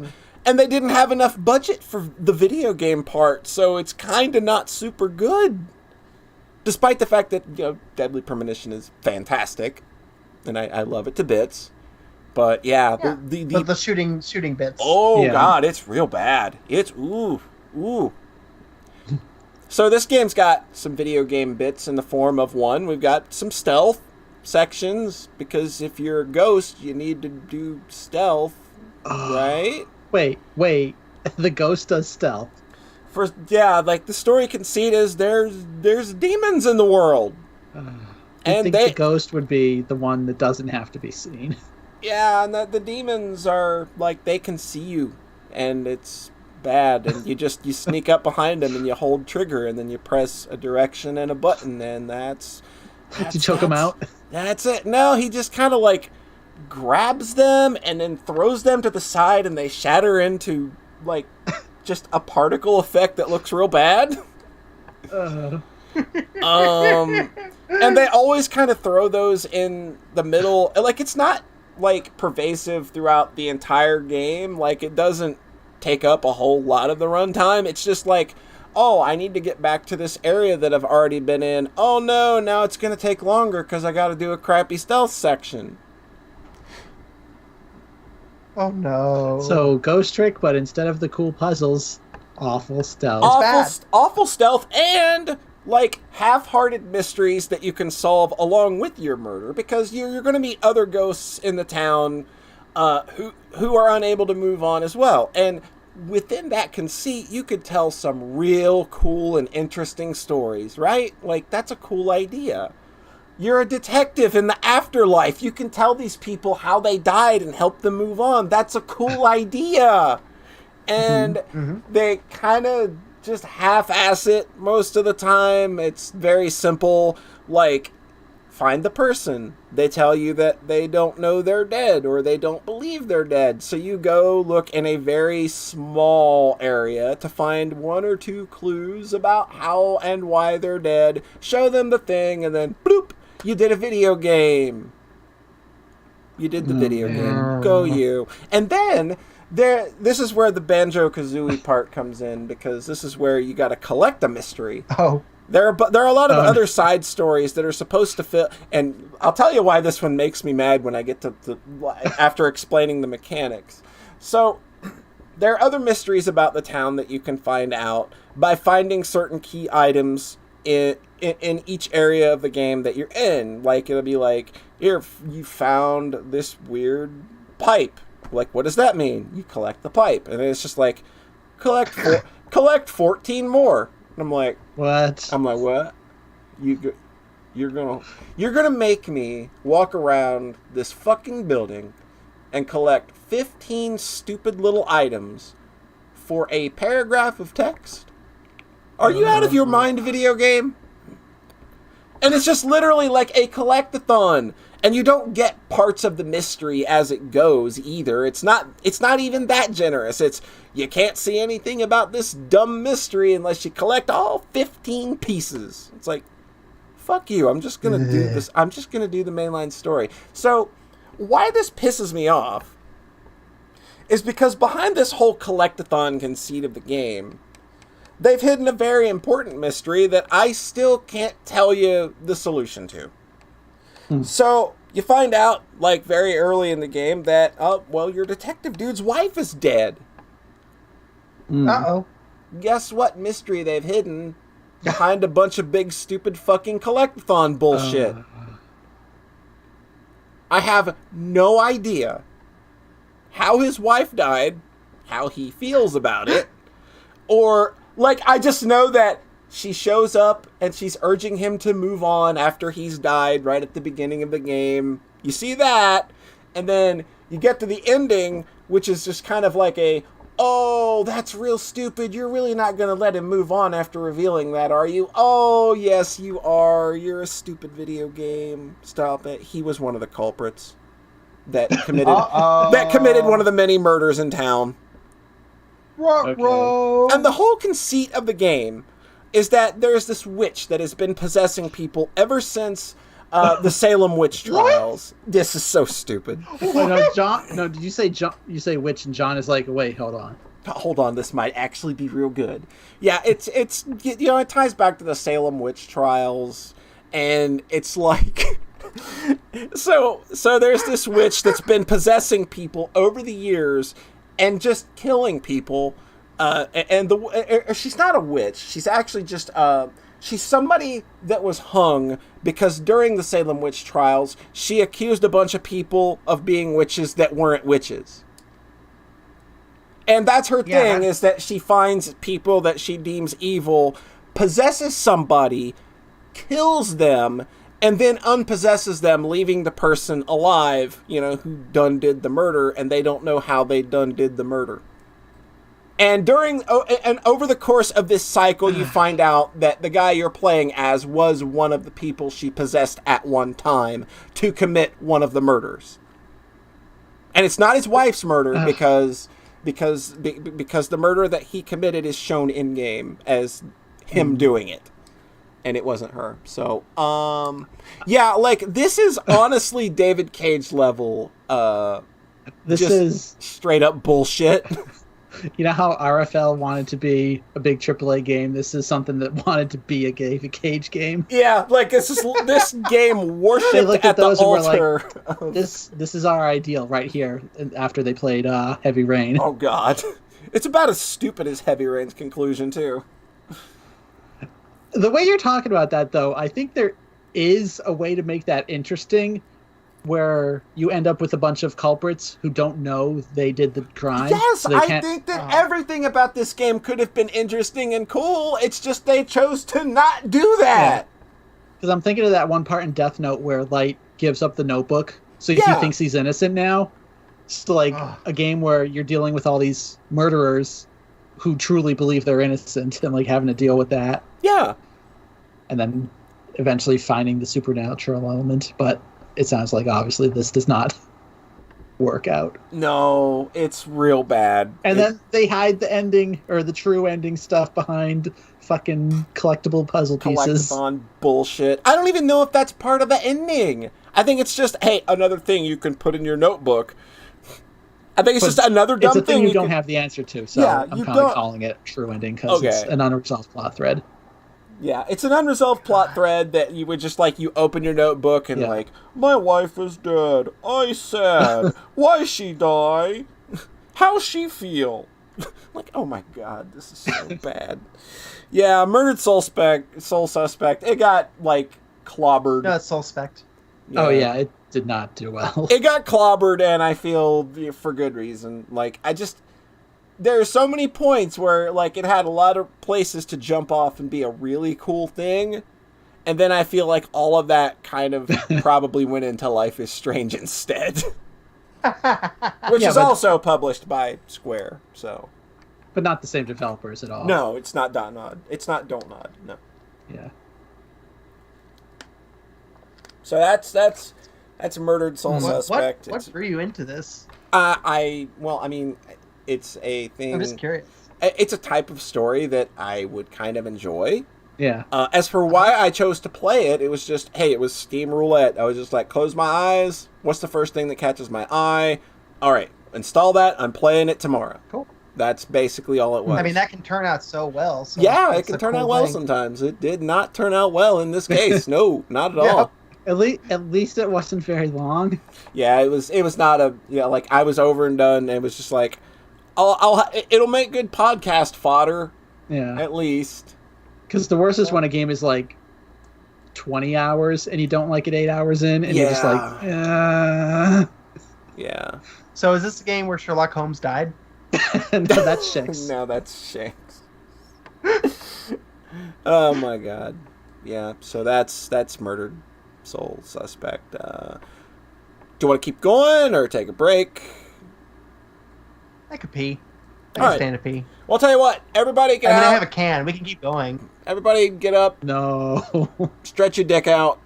I'll just mute. We'll be right back. No, we'll take a break, geez. Take a break. Take a break.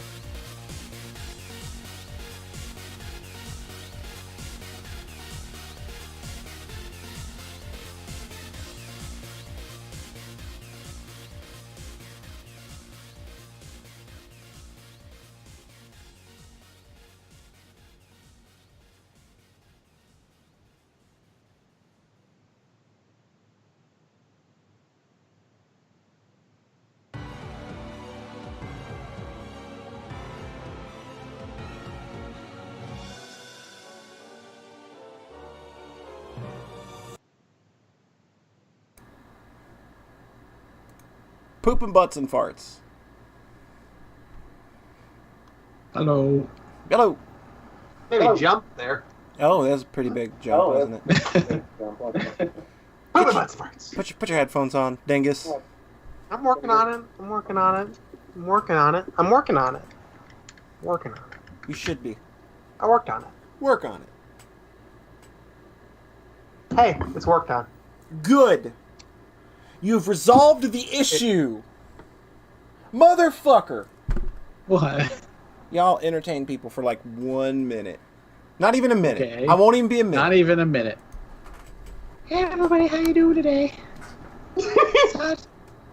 Sad and Polly's pooping farts butt band.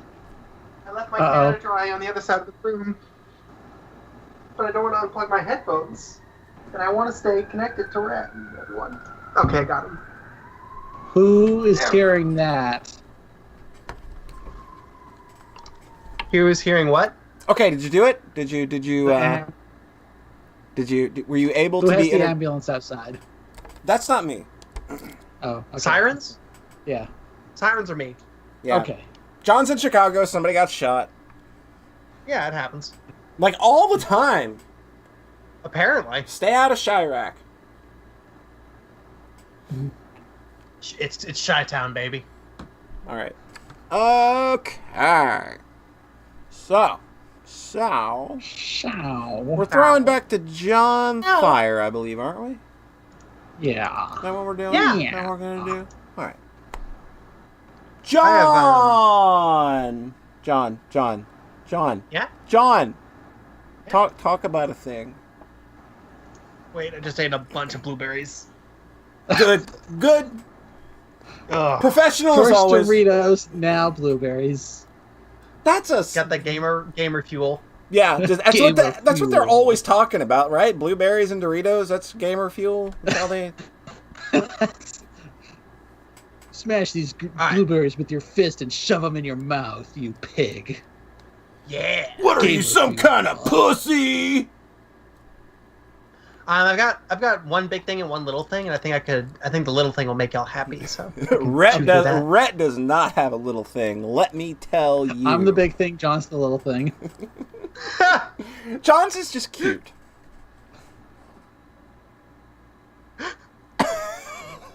Could you repeat that? Because I know it was a joke about my dick, and I want to make sure I heard it. I didn't hear it. John's is just cute. Okay, thank you. Blow it out your ass, all butthole man.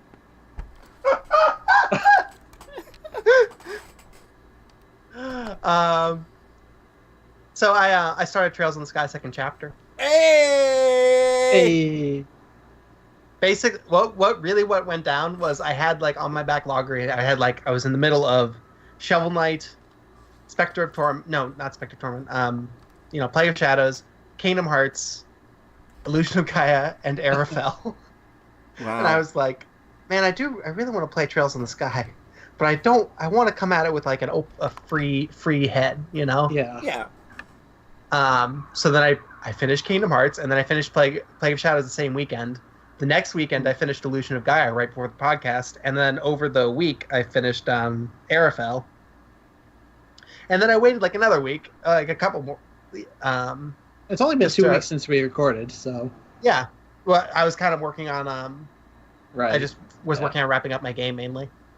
And then I was like, all right, I'm ready. Time to pull this bandage off. Head.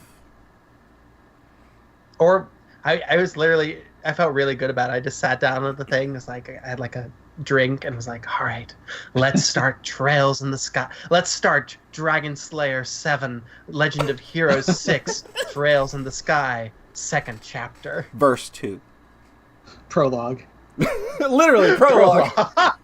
Well, no, Rhett. The prologue doesn't start until about 30 minutes in. Oh my god. Well, they got a good reason for it. Oh, yeah. Yeah, first previously on. I saw the first 10 minutes of this game reduce somebody to tears. Mm-hmm. Oh my god. It hits pretty hard. Oh. Yeah. So I played about 10 hours of that, and and it's a fucking blast, and I love it. Mm-hmm. I was like 9 hours in when I got to the second chapter, and I was like, holy shit, this is just blazing along. Second chapter. It's pretty good. Yeah, it's I think that like 2 is a little better paced. Yeah, I think the prologue itself has like an episode, as opposed to just kind of being pure set up, do some side quests maybe. Yeah, blah, like blah. the prologue. The prologue in this one is like an hour and a half tops. Yeah, and there's more to it. It's chunkier. Yeah, like it's Well, not. I think it was like 3 hours. I don't know. I maybe took my time. Yeah, I'm really taking my time with this one. I like did way more of the side quests than I did in the first game. I'm just walking around talking to everybody. It's like now I know I can trust them. yeah. So it's okay to fine. start relaxing and taking in like this world that is so very well constructed and put together, and the NPCs always have fun things to say. Yes, they really do. It's cool. It's cool getting to the area where you do the first chapter, and then like going out in both directions out of that town, and just going so far into these other areas from the first Trails game, and then having all this fleshed out dialogue if you do explore. Mm-hmm. So I actually like explored fully to the gate points in both That's areas. always a smart move. Always a smart move. Go exploring in these games. Like it'll reward you both in in terms of gameplay and story. Mm-hmm. The one thing that happened between me and starting this and finishing the first game was finding out that the hardest fight in the first game was actually optional. Yeah. I have no idea how I didn't notice that. I must have just like every time I died, I must have just immediately restarted. Man. Like without.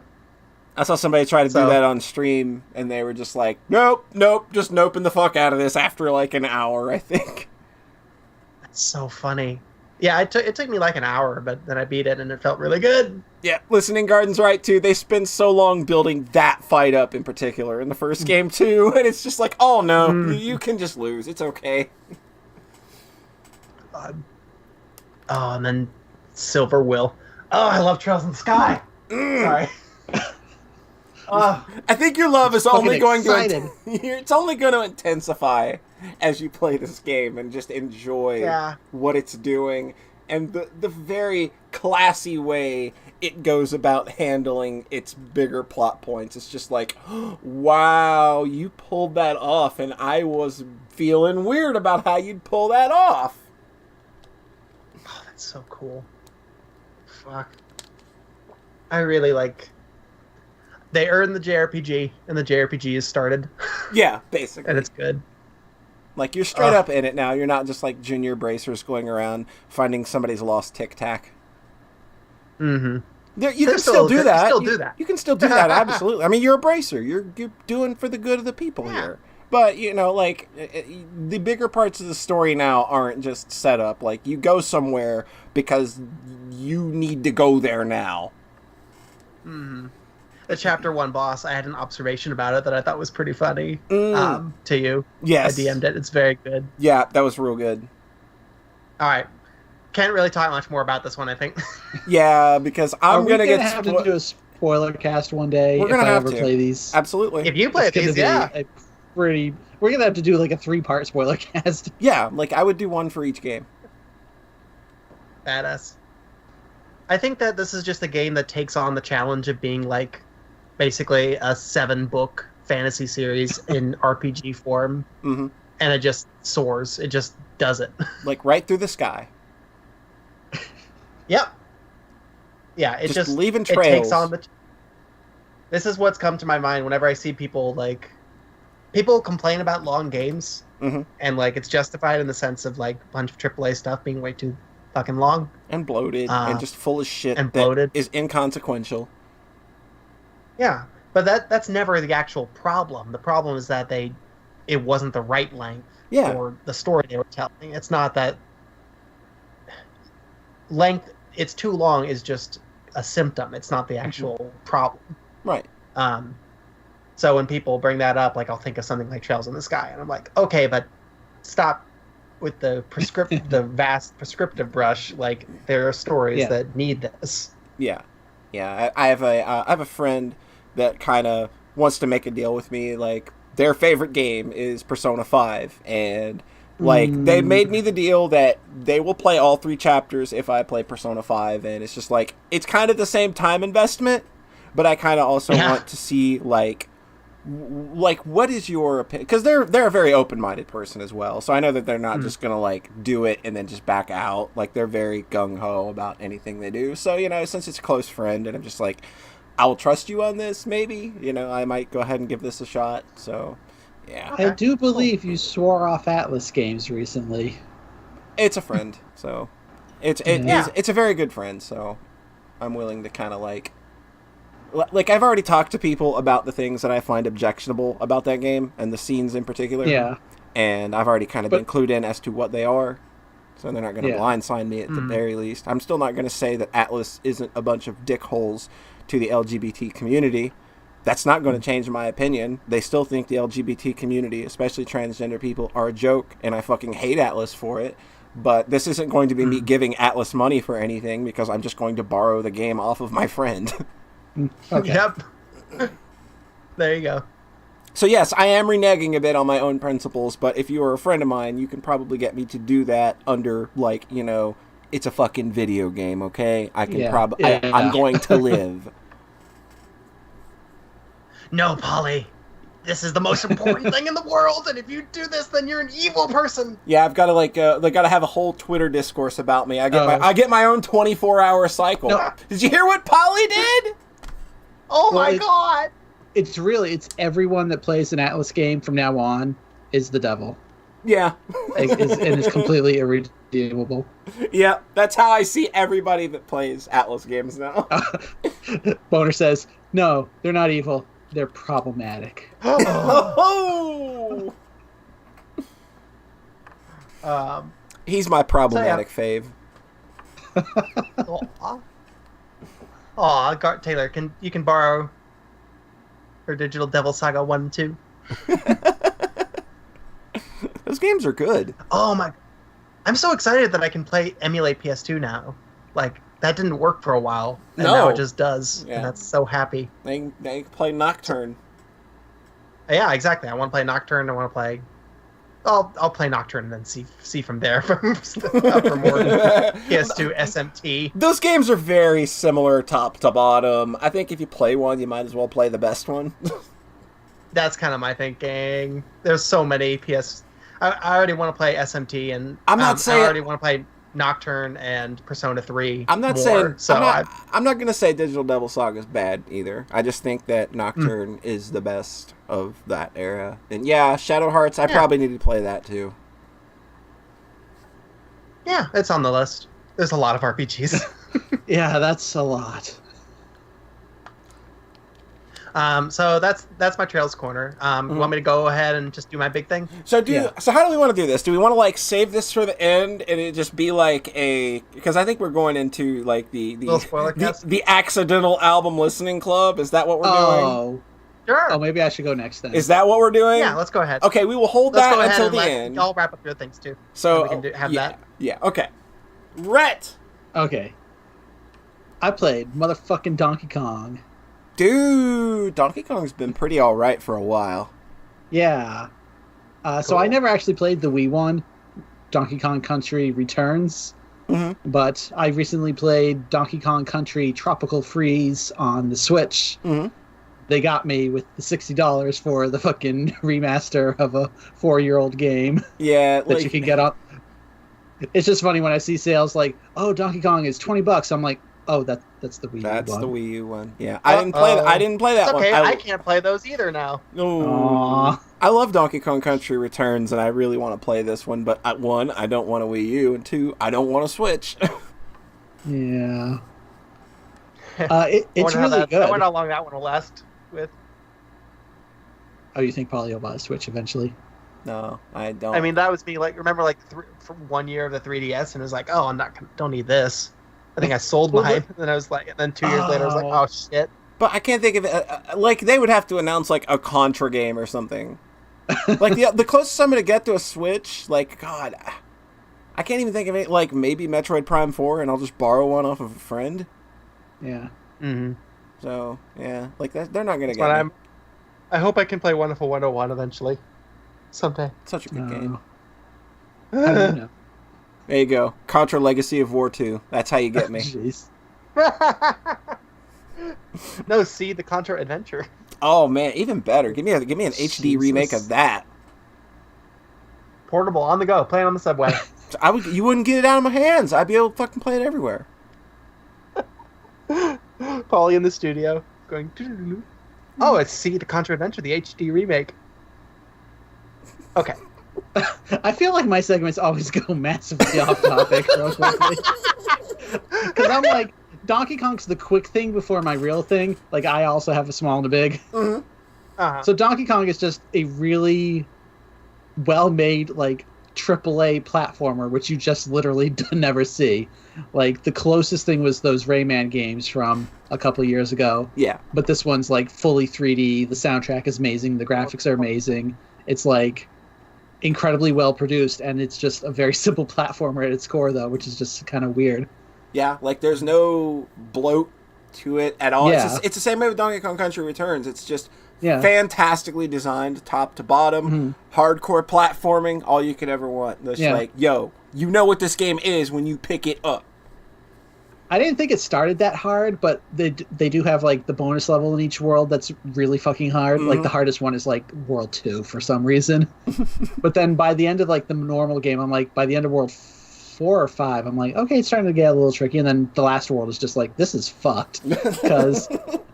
So they do a funny thing, though, where, like, you're traveling through different islands, and it's all kind of building up towards the conclusion.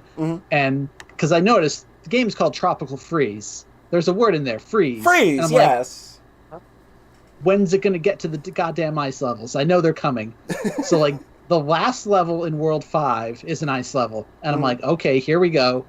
And then World 6, the final world, is all ice levels. You know, that's kind of perfect given how maligned ice levels in video games are. I just love the idea that the ultimate challenge is the ice level. Yeah, because Donkey Kong's a very kind of heavy character in this game. Like, he doesn't have a ton of... Like, he has momentum. Yeah, he's basically. got real weight in these games. It Yeah, feels good. You don't turn on a dime, but it does feel great, yeah. But the ice level just fucking amps that up to 11. Where it's just like, okay, once I'm running, I ain't stopping. Yep. So yeah, the fact that this game kind of builds up to ice levels is hilarious. And then there's a secret world after that. If you do, like, everything, you have to get the Kong levels on every single level, then beat the secret levels. And the secret world is just, like, the developers having a victory lap, I think. That's awesome. It's just incredibly confident in what they're doing. Because the thing about this game is that, like, all the platforms make sense in the world. Like, all the art connects. Yeah. Like, there's no floating platforms. Like, everything makes sense reasonably logically. Yeah. Where, like, you can look at a platform and see the way, like, it's connected to these pipes in the background, and, like, if it's moving on them, you'll see, like, oh, it's going to spin when it hits that, and then, like, become a platform at this point. Like, you can see how these mechanisms all work. And then the last world is a bunch of floating platforms.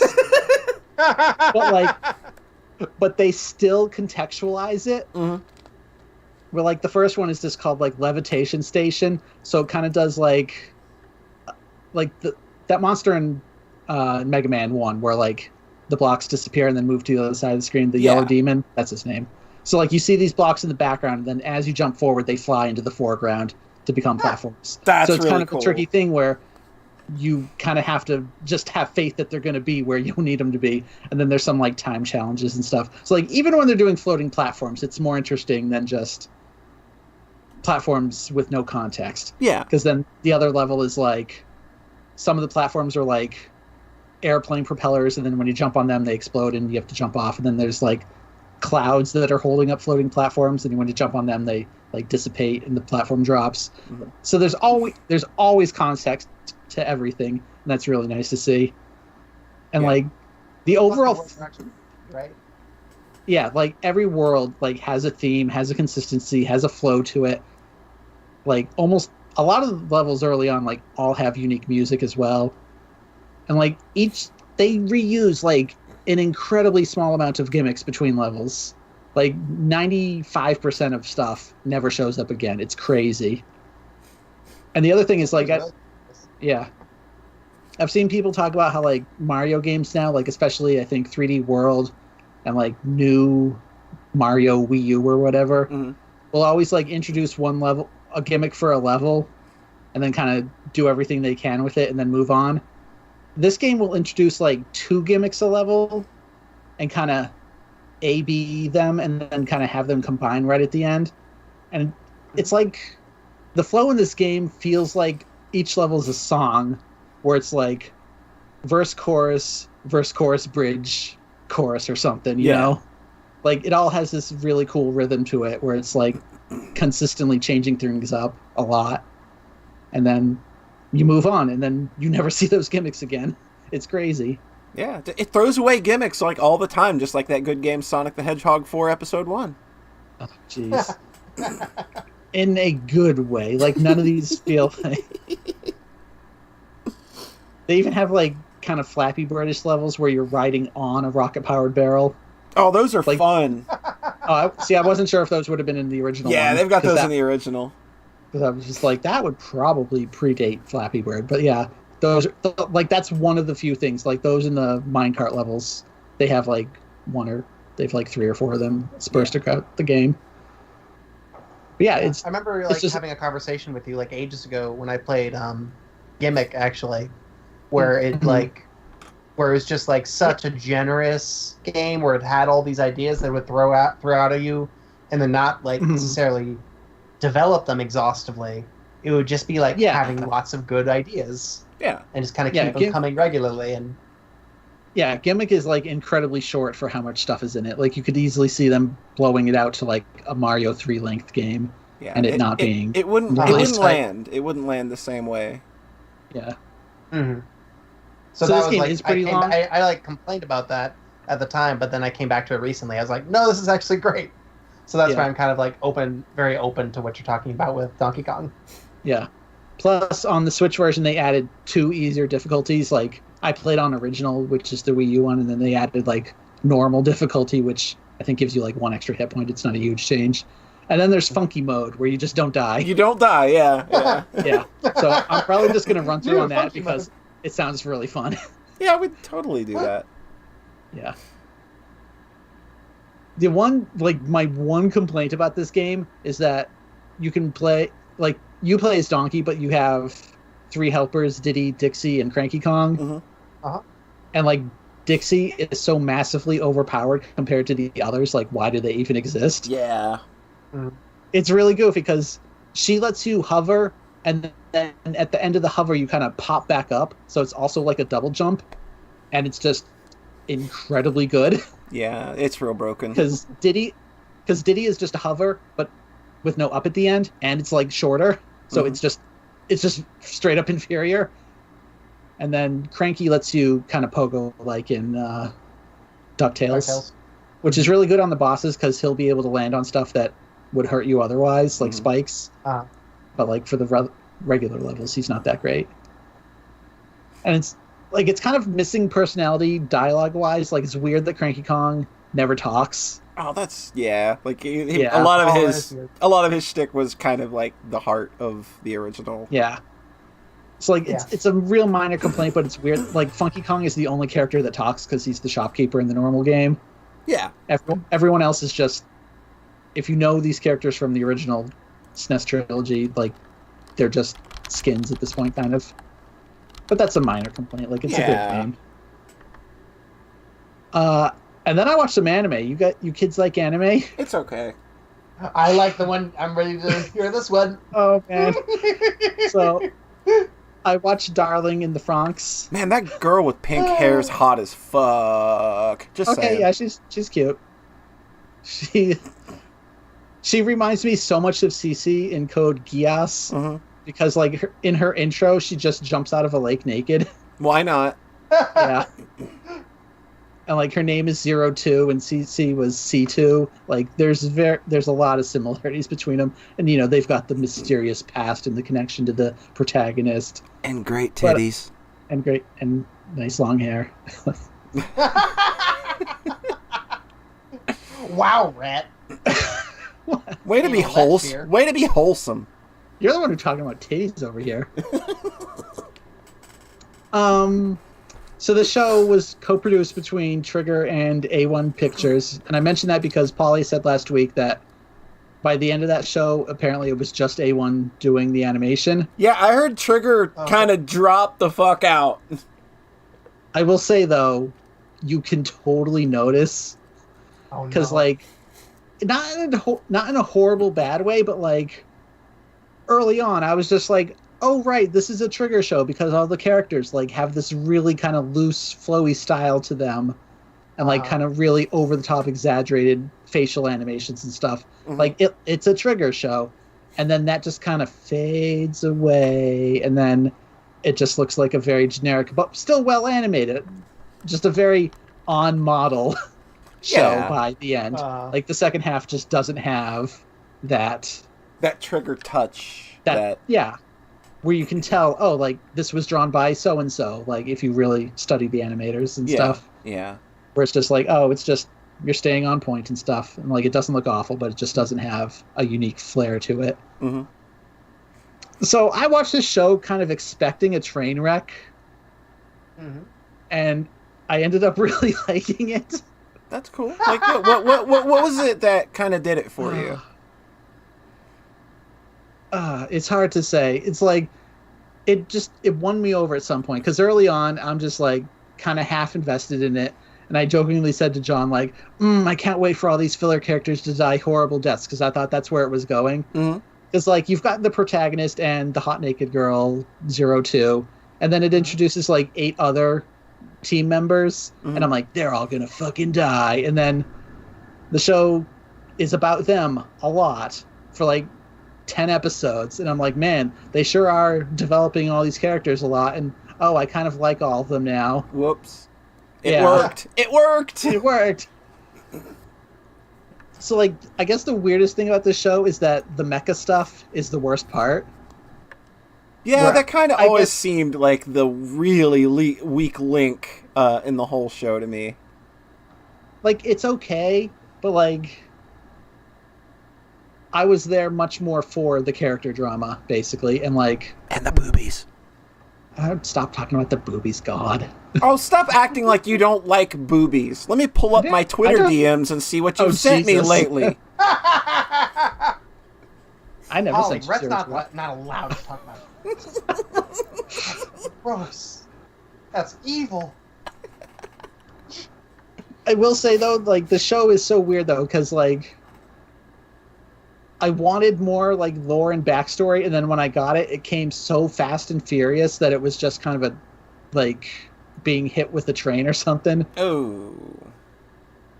Because, like, there's 2 episodes in the show that just go so fucking buck wild with insanity, and you're just like, what? Like, you just upped the stakes like 5 times in one episode, and there's just mechs the size of the planet now, I guess. Okay.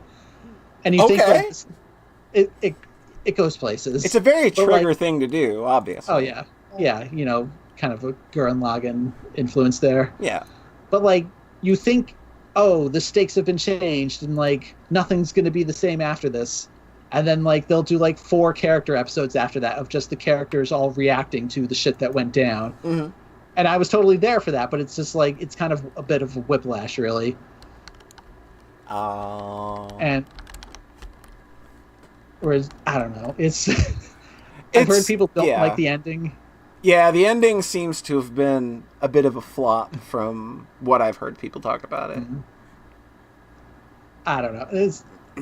I will say, though, like, it's a love story, basically. Like, you can kind of predict that based on where it's going with all the imagery and sexual innuation at the start. Yeah. But, like, the love story between main character, Hero, and 02 kind of never landed for me. That's unfortunate. But then there's another one that totally does work, that's way better. And I was just like, just focus on them, please. So, no. What? Well, I mean, I'm just, like, if the main love story doesn't work, that's kind of indicative of a bit of a problem. it's weird. It falls into a lot of cliches that I didn't buy into, but then there's another love story that's just way more natural and feels genuine that did work for me, so that helped carry the show a lot. I gotcha. Like I said, the stuff that worked for me was most of the character drama and stuff. And like the thing about this show is that it feels like it's really trying to be genuine. Like I almost get like how John talked about RFL with this, where it's like it's trying so hard. Like the show doesn't know it's kind of trash, and it's kind of beautiful like that, where it's trying to be really genuine and talk about, like, it brings up a lot of interesting philosophical. Thank you. Philosophical. It kind of brings up a lot of interesting stuff and then trips or does nothing with them. Mm-hmm. Like, the whole premise is that, these big purple monsters are attacking humanity, and we've got these children they're the only ones who can pilot Franks to fight the big aliens. And the kids are all like, well, we'll kill these aliens, right? And then we'll be adults. And the adults are like, we'll see about that. Because they're kind of just there to die. Yeah, it's... and they go into, like, the emotional toll that takes on these kids is realizing, like, they're just there to be used and then discarded when they die, basically, Yeah. Like, there's no process for, oh, you won the war, yay. It's just, no, this is just going to keep going. Like, there's no happy ending here, Yeah. Mm-hmm. But, like, so they'll have, like, a bunch of episodes that bring up other similar things, and, like, how would humanity react if this happened? Like, what if immortality was discovered? And how society gets all fucking crazy from that. Like, but the show, like, does that 4 or 5 times with, like, increasingly crazy plot contrivances, and kind of starts to buckle under all of that. So I don't know. Basically, what I'm saying is that I cried for, like, the entirety of the last episode. Like, even though I didn't really buy into the main character's romance, it still was enough that I was like, you do it, love is real, for, like, the whole last episode. So I would also say, John, this isn't the show for you right now. No offense. Thank you. Thanks for the warning. Because it is... The thing that I kept hearing about that sounded like interesting train wreck to me was the show's relationship with, like, sexual politics, gender politics, all that jazz. That's the stuff thing. I just am afraid to touch, really, because I'm just not... Yeah. You don't feel equipped to actually say Yeah. what you think the deal is. I mean, I could say one thing that would probably make you both write the show off immediately. Oh, dear. It's not actually that bad. So, Okay, do you know how the name of the show is spelled? Darling in the Franxx? Yes. Yeah. There's a reason it's spelled with 2 X's. Oh. Because okay. It gets into chromosome stuff, and it's just like, and then, it's I very... gotcha. That's real. It's very, very binary. Yeah, if you're going to be handling something like that, might want to make sure you're handling it properly, and anime's not always the best venue for that. I don't think they especially from a production handle it. especially from a company that did Sword Art Online. Oh wait, really? Man. That's A1. Okay, I will say it's not as handled as poorly as that. Okay. There's no glop flow. There's no glop. It sounded the thing that sounded interesting train wreck was the kind of love letter to nuclear family, like het couple. Yeah. It's very much that. Yeah. Like I saw one thing that made me laugh on Tumblr was like a bunch of dialogue from the show with like the Prime Minister of Japan, like, or someone who's like complaining about declining birth rates, like looking on fondly, like yes, yeah. That's pretty good. Yeah. A man and a woman do this together, and it makes a baby, and then he's like fading in the background, like yes, yes, children, learn. Yeah, because that's the thing where it's like at the start of that show when it's like super incredibly overt about the sexual imagery, and me knowing that becomes a train wreck by the end, I thought it was going to be just like, oh, and then they're going to have it like naked orgies, like it's going to turn into panty and stocking by the end or something. Oh. Instead, it goes the other direction where it's just wholesome nuclear family type. They're holding romance. hands. They're having a picnic in the park, penis free. Sure. And then they go and they fuck through a hole in the sheet. Yeah. She's got the nice boobies, but he's not going to touch them because he's decent. Those are for breastfeeding only. So it was kind of the surprising to passage me. of the show that sounded like interesting train wreck to me. Was like, Yeah. okay, I mean, what is this? Yeah, guess. it's weird to me that the show starts more vulgar than it ends, basically. Well, Well, like, they've got to get that as the hook. Like, that's kind of just your... It's so stupid the way they pilot those mechs with like the guy's crotch on her butt and stuff, and yeah, it's so handles dumb. on her ass. It's so stupid. It's looking. utter trash. And the way they're like, "Oh, I'm melting inside of you," like we're becoming one. It's so fucking overt in like a gross way. It's like, I know it's trashy, but like, But that's only like the first 3 or 4 episodes. That's what's weird. You just kind of get used to it, and Like- it stops being a huge deal. Yeah, it's just like when you've seen enough dry humping, you know. Yeah. It's kind of just okay. I'm just used to this now. This is routine. Yeah. Oh, that's funny. Yeah, that's the kind of thing where I think like a year ago I would have been like, I can't deal with that kind of het nonsense, and now I'm just trying to be a little bit.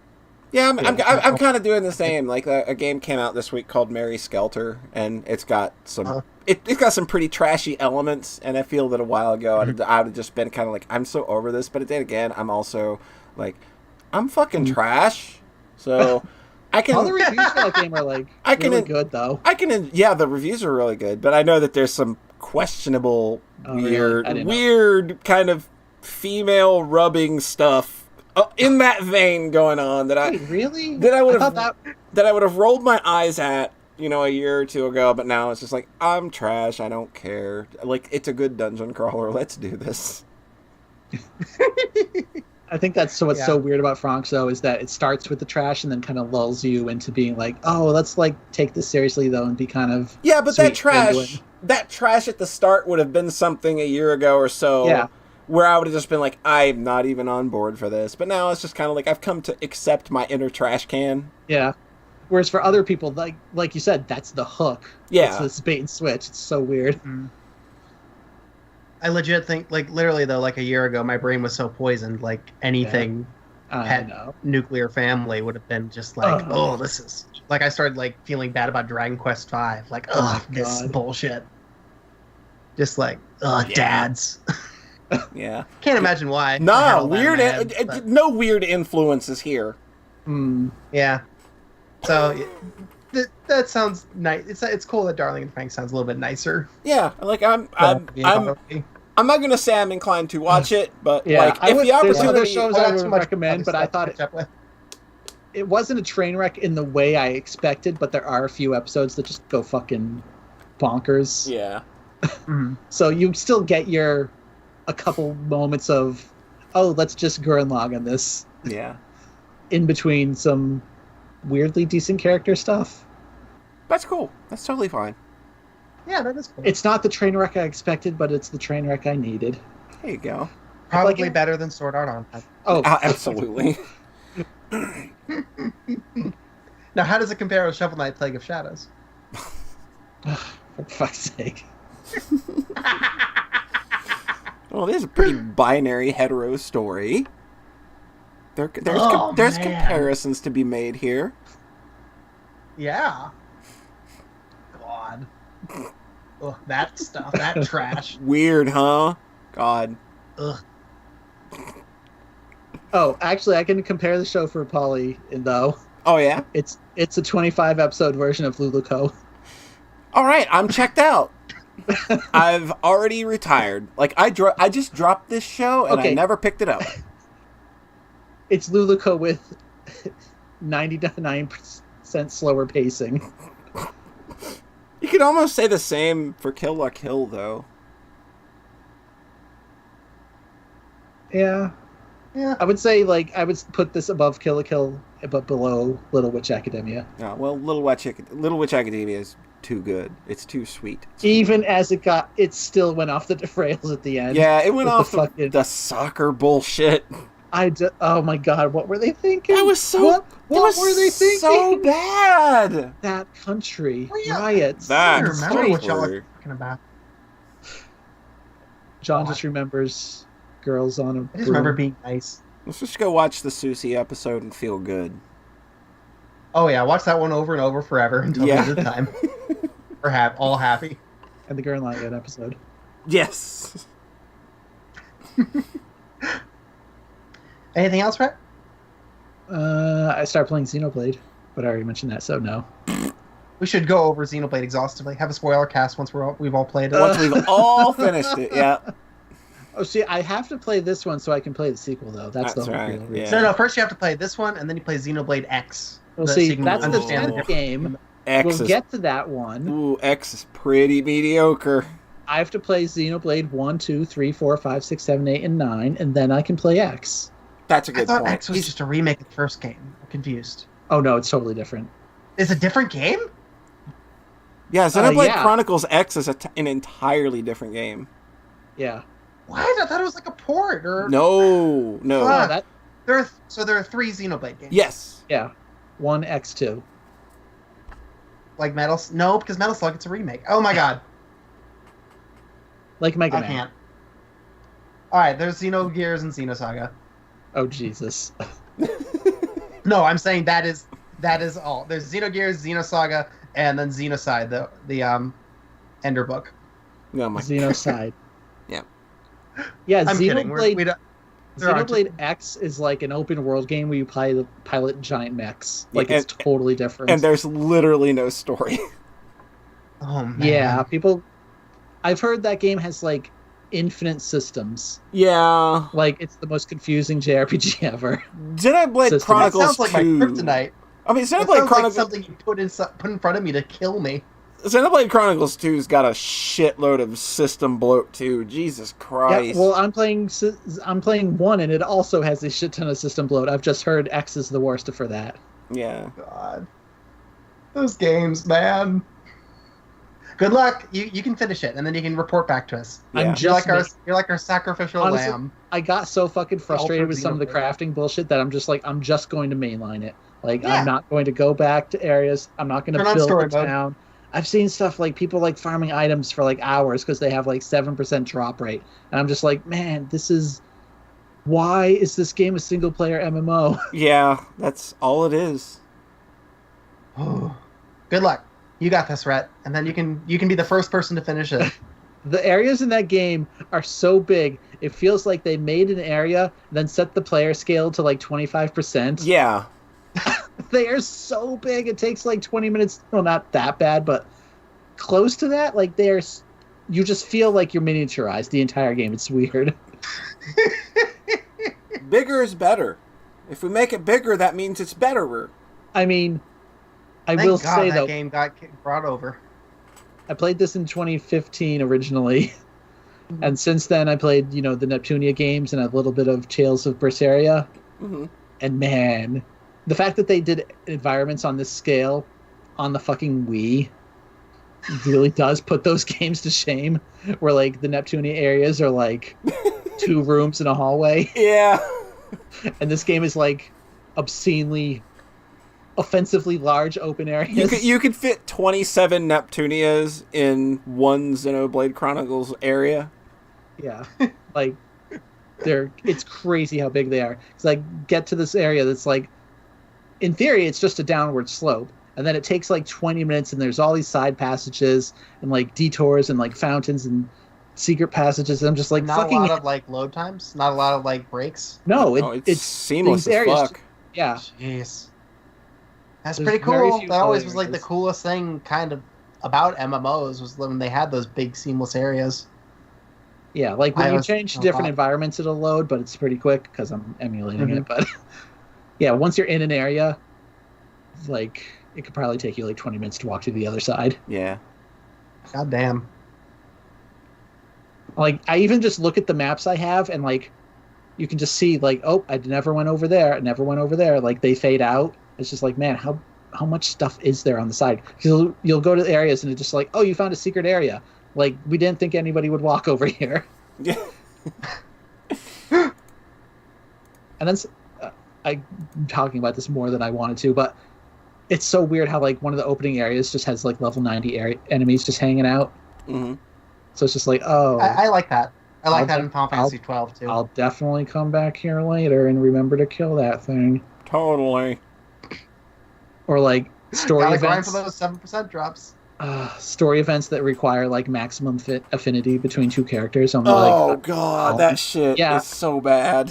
When you really get into the systems though, with like affinity and like gifting items and 7% drop rates and infinite MMO like fetch quests, like the systems in this game are kind of fucking garbage. Yeah, I don't understand what the appeal is there. I don't know why you don't just hack 80% of that out and just have a game that's fun.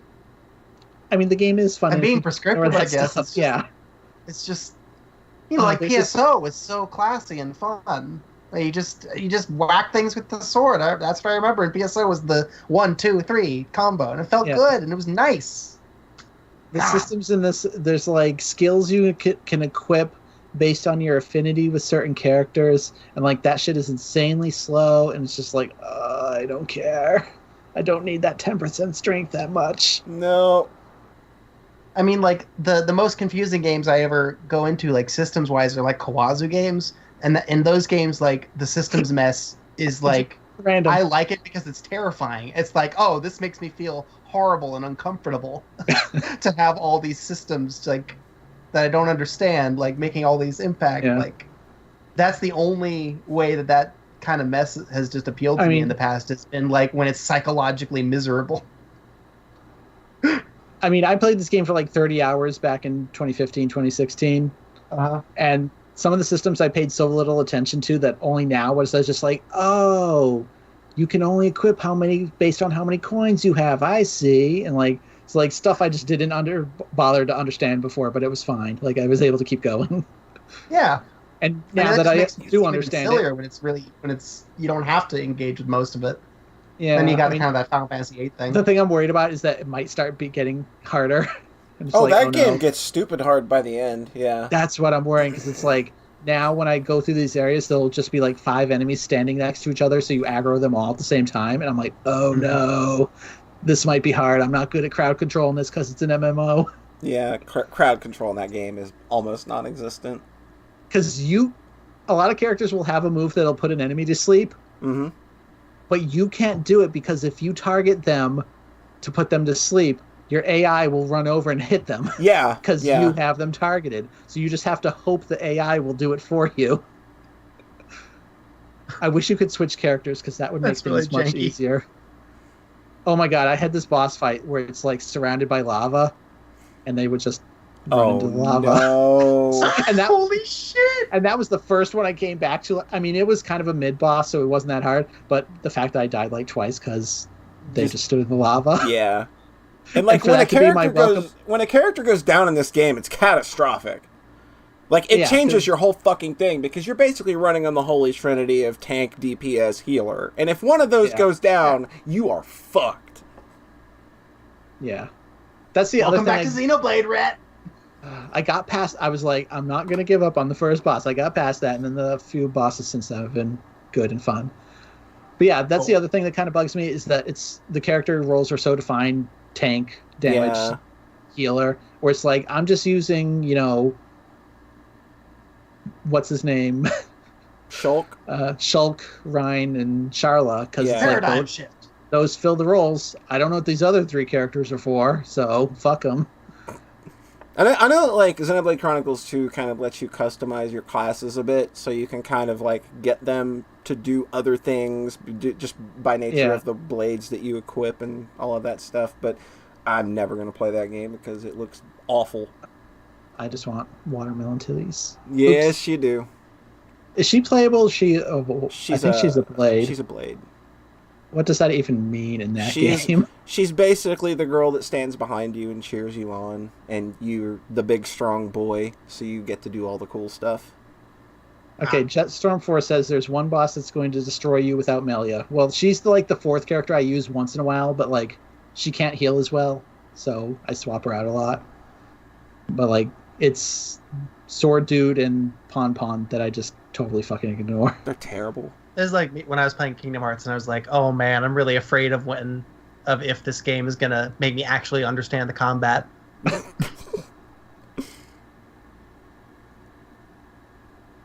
Okay, so all right, let's move on. Holly, do you have anything else? This one won't be too long, but I'm gonna get a special thank you shout out to Gesh86, who gifted me a copy of the newly released fan game from the Toho series on Steam. It's called Toho Scarlet Curiosity. It's a bit of a follow-up to Yo-Yo Kengeki Muso, which is a 3D Yomu game, and that's basically what most people call that game. And it's just I was looking through my stuff the other day, and there's just a folder called Yomu Game. Yeah, I still got it. That's what everybody calls it. It's just Yomu they call game. it. Yeah, and it's real good. Like that game's super solid. It's got great production values. Like that was the first Ys game I played. Yeah, it's basically Ys with Tohos in it. And that's basically what this game is as well, only whereas the Yomu game is kind of a more straightforward action game. Like, you don't really level up in that game. You just you've got your set of 3 spell cards and abilities you can use, and like you just use that and you play through like 10 or 11 stages that are, just rush through them and then have really cool, like, Ys-like bullet hell boss battles, at the end. And it's really well done. It's super short. It's like you can finish it in like 2 or 3 hours. And it's just a really, really well put together game that got a lot of traction, and deservedly so. It was made by like 2 people, I think, who did most of everything in that game. So what they've tried to do with Scarlet Curiosity is kind of blow that out a bit. So now you've got like equipment, levels, and I'm not sure I'm so hot on that part. It kind of makes the game feel a little... I know. Just the way we've been talking about bloated systems today, like... Yeah, it makes... You're definitely speaking our language when you say, oh, this cute 2 to 3 hour game, now we blew it out with a bunch of bullshit. It's not even, I would say, a bunch of bullshit, but it's got equipment drops, it's got levels, you learn new spell cards and abilities, and you just generally have a lot more stuff that you can do. You can play as Romelia Scarlet or Sakuya Izuyoi. Okay, you're speaking my language. Yeah, I played as Sakuya. She's super fun. It's very much the Adol kind of feel to her. It doesn't quite feel as polished or refined as an Ys game. It's really lacking in a variety of enemy types, and that's kind of like Toho's thing altogether, really. Because I mean, what do you do in Toho? You shoot fairies that have bullet patterns, really. I literally Googled it, and Yomu game, and then it, as a suggestion, it said Dat Yomu game. Yeah, Dat Yomu game. That Yomu game. That's what people call it. That's great. And that game's real good. Yeah, like this game's got a severe problem with like, and it's with the number of enemy types. There's not a whole lot. It's still got a lot of the same production values and stuff, and a lot of stuff that's kind of just taken directly from Dat Yomu game, really, to kind of just make this bigger, quote unquote, better thing. It's way too easy. Almost disgustingly so. So if you do buy this, or you do play it, go into the options menu and turn on bullet hell mode, which it does make things a little harder. It kind of makes the bullet patterns way faster, way meaner.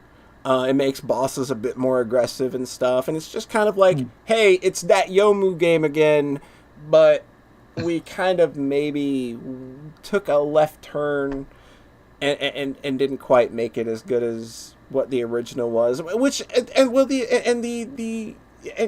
Kengeki Muso has the problem of, since you don't gain levels and there's nothing to be gained from killing enemies, why kill the enemies? on the way there. Like, you can just run through all the stages. Like, there's really no point in fighting. So it's just kind of like, you kind of, like, you missed the ball on both of them, but I would definitely probably prefer Yo-Yo Kangeki Muso. Even though I 100%ed this game, like, it's a good game to chill out with if you just, like, you know, I'm just going to run around here, grind for drops, play a level, go do some boss fights that are, and the boss fights are still really good. Like, the bullet patterns are a lot of cool reworkings of actual spell cards from, you know, the characters that you're fighting. So it's still got a lot of cool ideas. It's just kind of way more squishy and not quite as incisive as that Yomu game. So yeah, like if you play one of the two, I would say go play that Yomu game. But like, to my knowledge, Scarlet Curiosity is kind of more readily available, given that it's on digital platforms officially now. I think it's on PS4 too. Yeah. Yeah, it's on PS4. I was kind of surprised. Yeah, and this basically has all of the features that were added for the PS4 version. So, I mean, yeah, it's an all right little East-like. I had a good time with it. I spent a weekend with it. I don't regret the time I spent with it, but yeah, I'm not gonna like throw out a full-throated recommendation for it either. You know, it's just like, you know, it's good. I had fun with it. I rarely ever play a game on Steam and go, oh, I'll just go ahead and finish getting the achievements. Why not? You know, you just sit there, watch a stream or something, mindlessly beat the shit out of a bunch of fairies. See how.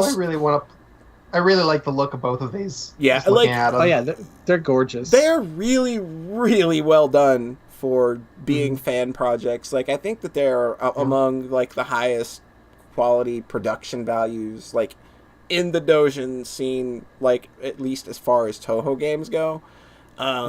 There's I have a Momiji game too that I'm gonna play soon. It's like a 2D side scroller, really fast. Like, she's got her sword, beating shit up, looks pretty good. And you know, Momiji, Toho's great. Yeah, Toho is pretty. It's pretty good. Yeah, I played a round of UFO and died today. It was nice. Yeah, it always feels good. And hey, there's like a new Toho game coming out that I think that we're all pretty excited about. Yeah, the 16.5. Yeah, 16.5. Chapter 16.5. The Glop chapter. The Glop chapter. I don't. The name of the game, it completely escapes me at the moment. But yeah, it's another kind of like. It's 16.5. It's another photography game where you know you're not really shooting the other bosses. You have to take pictures of them. Like Brett did a Let's Play.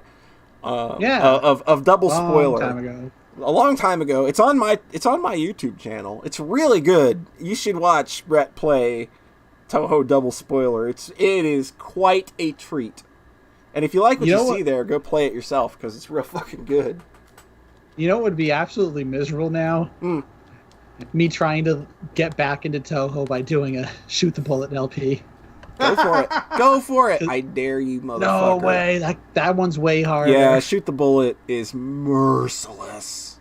I mean, I guess we don't know how hard the new one will be, so it could be just as hard. I'm saying that this was probably going to like be maybe a happy medium between the two. I think that like that's kind of where the difficulty has fallen in most newer Toho games, really. I don't know. It's weird because Shoot the Bullet or Subterranean Animism and UFO were like the hardest mainline games. But then Double Spoiler was easier than Shoot the Bullet, so yeah. I don't know. It'll be interesting. Like, I'm happy that this is a thing that he's comfortable returning to because I really, really like the gameplay setup. I kind of wish he would have just gone with Hatate as the main character instead of Girl I Don't Know. Yeah, but we'll go with it. Girl I Don't Know from one of the fighting games I don't play. Yeah, like I imagine Aya and Hatate will both be in that game, playable in some form. Yeah, like, I just have it's like an unlock. Yeah, I don't see how they wouldn't be. I could see them not being in it, but who knows? I think it's interesting though because like there's a game 12.3 that's kind of another photography game, but you play as another different character. So for this one to just be, it's just straight up the photography game apparently. But with a different character is a little weird. Yeah. Are you thinking of the 12 Impossible Spell Card one, or? Yeah. Yeah, that's what I was Like, thinking. it's structured similarly where you have, like, basically levels on a menu, Yeah. and then you choose which equips to bring in and beat the boss in, like, under a minute, usually. Yeah. So, like, the flow is very similar, but it kind of didn't click with me because... I don't know. It's the one about cheating, right? I didn't Where you have to- really like it much. Yeah, I wasn't a fan of Impossible Spell Card. Because Mhm. it's more about what you bring in than just beating the level. Yeah. Like, some of the equipment will just break the level, basically. Yeah. But then there's, like, gold medals if you do it without anything. And I feel it's just most like- of those are bullshit. Most of those, like, look literally impossible because the whole premise is impossible spell cards. Yeah. Like, it's the name of the game. But then somehow there's, like, 1 pixel you can get through it on. Yeah. Yeah, I'm excited for a new photography game. Yeah. That'll be good. And Are and, we you know, finally... I know that there's another Toho fan game out there on Steam. People are kind of playing a lot lately. Is Remy Ardry, which is kind of a wizardry game that stars cool. Remelia Scarlet. And I know Carmichael's been going pretty ham on that lately. I know Gesh has too, and it seems really good. It's got a lot of really weird, interesting systems that just seem so Fire inspired. It's literally like I This is remember the when systems episode. I talked to Gesh about it, and he basically said it's kind of like Auto Battle the game. I was like, what? And then he explained to me like how like the skills are like randomized and shit, and I was just like, oh man, this sounds like a nightmare. Yeah, I'm interested in this. I'm Googling that now. Trying to Yeah. find it. I just really like Remelia and Sakia, y'all. They're real good. They're real good. They're so good. Yeah. They're so good. God, they have the best fan art. They got some of the best, I would have to agree. Mm-hmm. There's a Remelia and Sakuya RPG Maker Yuri game I saw somebody buy too. Okay, now you're speaking my language. Yeah, apparently it's yeah. 99 cents. It's 30 minutes long apparently, and people seem to think that it's really good. So I'm there you here go. for that. It's Yeah. weird that Toho. Toho is like making this resurgence through all these Dojin games on like official platforms and like Steam and PS4 now. Mm-hmm. Mm-hmm. When like the official games kind of haven't been good in a very long time. Yeah. It's kind of unfortunate because Like- I didn't like Hidden Star in 4 Seasons at all. Yeah. Mm-hmm. But like besides that, which kind of seems like it came and went, like for all these fan games to kind of be the face of that series now is Yeah. super weird to me.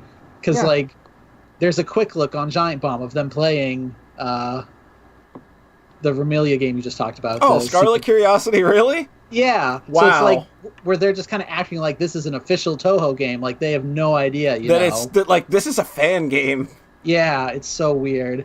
Because most people aren't going to fucking know the difference. No, but then they're going to be super confused when the quality between games is so is fucking crazy. all over the place. Yeah, like if you go look at the Toho fan games that are on Steam right now, like you will Yeah. find about 20 levels varying quality there. I've seen some think, shit. like, There's yeah. a really cool Notori game that I'm really hoping is good. It's based on WarioWare, and it's Oh, really? Notori micro games. Gesh did a look at the early access version of it, and I would say go look at that because it looks like it's already like on the right track to being really cool.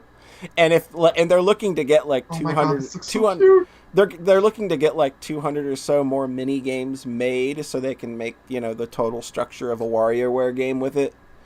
And they're having a bunch of like smaller independent people make those games. So Oh, interesting. yeah, so it's a really oh, cool. wow. So It's that a- could just be like a Dojin collection of these Yeah. mini games. It's looking to be like a really cool fucking thing. So I want that to be But really you- good. You also just said some words that are almost inconceivable to me, like early access Toho game on Steam. Yeah, it's real weird, isn't it? Like, Early oh access my Toho God. WarioWare. Yeah.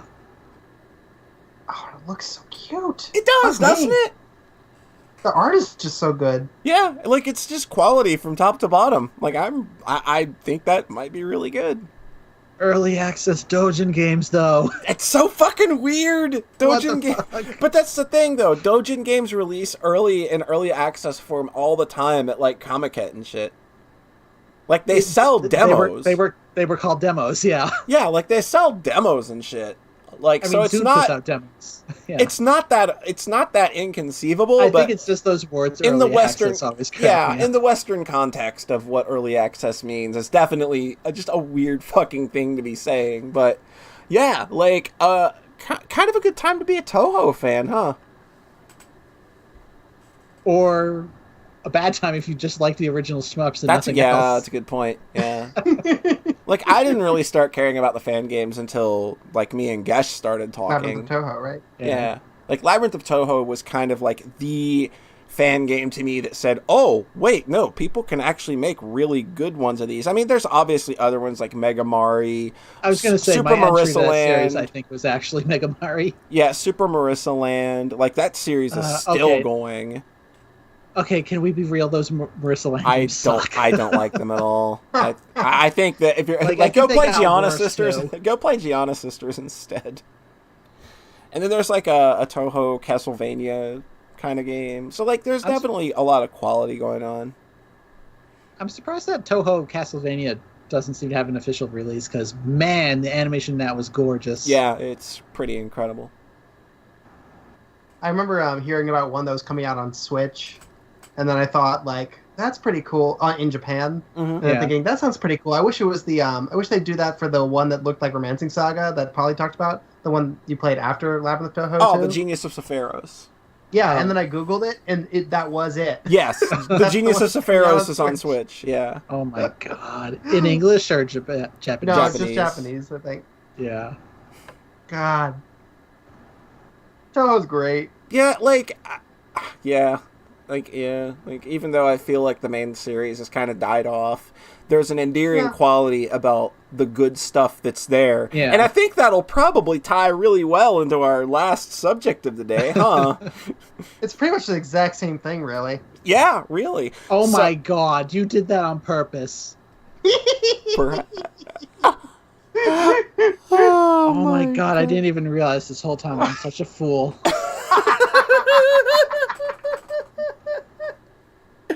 So would you all be cool for like another quick 5 minutes? Yeah, I could use some water. And then we'll come back and we'll wrap this up with an accidental episode of the Album Listening Club.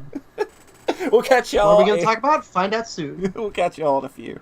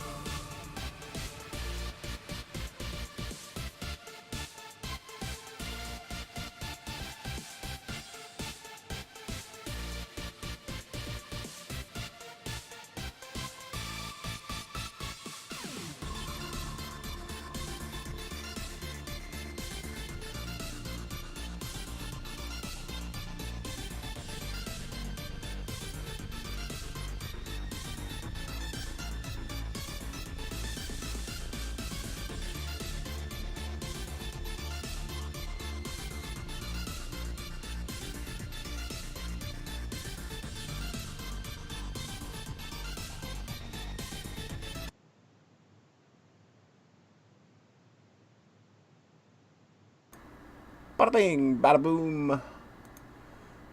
I'm live, and I'm back, and I'm living, somehow. Okay, so what we're saying is that the Nine Inch Nails official fan remix albums are better than the official releases now? I don't think I've ever heard a Nine Inch Nails remix album by the fans. I was just kidding. But that's I thought we talked about how much we all love Sonic Mania. Plus, the new version that's out. Yeah, I love it so much, I haven't even played it. I'm saving it. Gotta save it for a good day, you know? When I have something good to play. The remix levels seem pretty much the same. Yeah. I think they made the Metal Sonic fight worse. Yeah, and that too. Oh my god. Oh, don't actually make this a thing.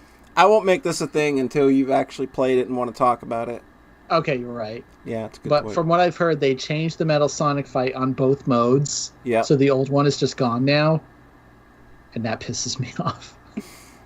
Because it's history being destroyed, when they changed the color of the title screen in Hollow Knight. Yeah. Yeah. You can change it back in Hollow Knight, though. Oh, cool. You can go back. It's just go into features, and you can go back to any of the previous releases. But how many... Wait, really? Wait, really? Oh, that's so nice. Wait. Yeah. It's in the options and features. You can un-DLC it? Yeah. Oh, that's so kind. I had no idea. I thought you just had to... I was stuck with... You had to have the DLC forever. Well, basically. I mean, the DLC is in the game. I'm just saying that the title screen, if you want the original blue title screen... Is it literally just the title screen, though? Yeah, it's just the title screen. Oh. Okay, John thought you meant the whole... No, you can't turn off all the DLC. No. Oh, see, that's... Never mind, then. Exactly. It's another reason why Hollow Knight is literally the best. All right, so who here is ready for us to just have an accidental brand new episode without the original all of the original members of the album listening club making its grand return? I didn't listen to the album though. We'll get great there. Start. We're gonna get there, but since this is John's story, we're gonna go ahead and throw it over to John. Let him kind of preamble this whole thing, and then we'll start discussing. Okay, so I didn't care about music as a kid for a long time, and then I found thrash metal, and I was like, oh, okay, I get this. This is something. Thrash metal's pretty good. Yeah. I mean, I liked the 70s music that my mom liked. Like, she really liked Led Zeppelin. Hey, you ain't gonna get an argument from me. Yeah. And I thought that was cool, but I never really had my own music until I found metal. Yeah. And I listened to a good chunk of that, Metallica and Slayer mostly. And then I was like, could we get, grimier and, uglier, angrier? And so I found some industrial metal. Mm-hmm. And I started listening to a bunch of Nine Inch Nails, and I never stopped. Yeah, it's a good and that's choice. The story. That's the end of the story. Quite the journey.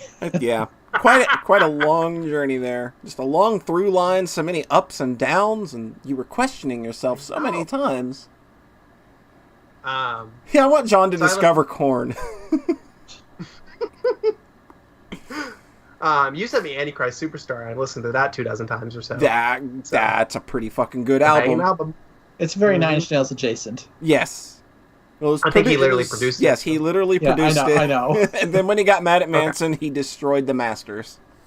What? Really? Oh. Yeah, the masters for Antichrist Superstar don't exist, so it can't really be remastered. Well, actually, he's doing the world a favor. Yeah, I wouldn't want that album remastered. It's loud enough. It's louder now. Yeah. Woo. I didn't know that bit of drama. So I listened through the first 4. A Pretty Hate Machine and Broken and Downward Spiral and Fragile, and that's 50 times. An incredible fucking run of music. Yeah. One of the best ever. Yeah. Yup. And then didn't really listen to any of the other music forever. Which is, I guess, kind of how I work. I haven't listened to any other Marilyn Manson either. I didn't listen to any Coheed and Cambria besides Good Apollo for 2 or 3 years. Jeez. If you're gonna be stuck on one Coheed album, that's the album. I mean, that's the thing, yeah, is that I find these really great albums, and I don't really like do the whole like artist deep dive with discography dive. Yeah, live in those, it's interesting because albums.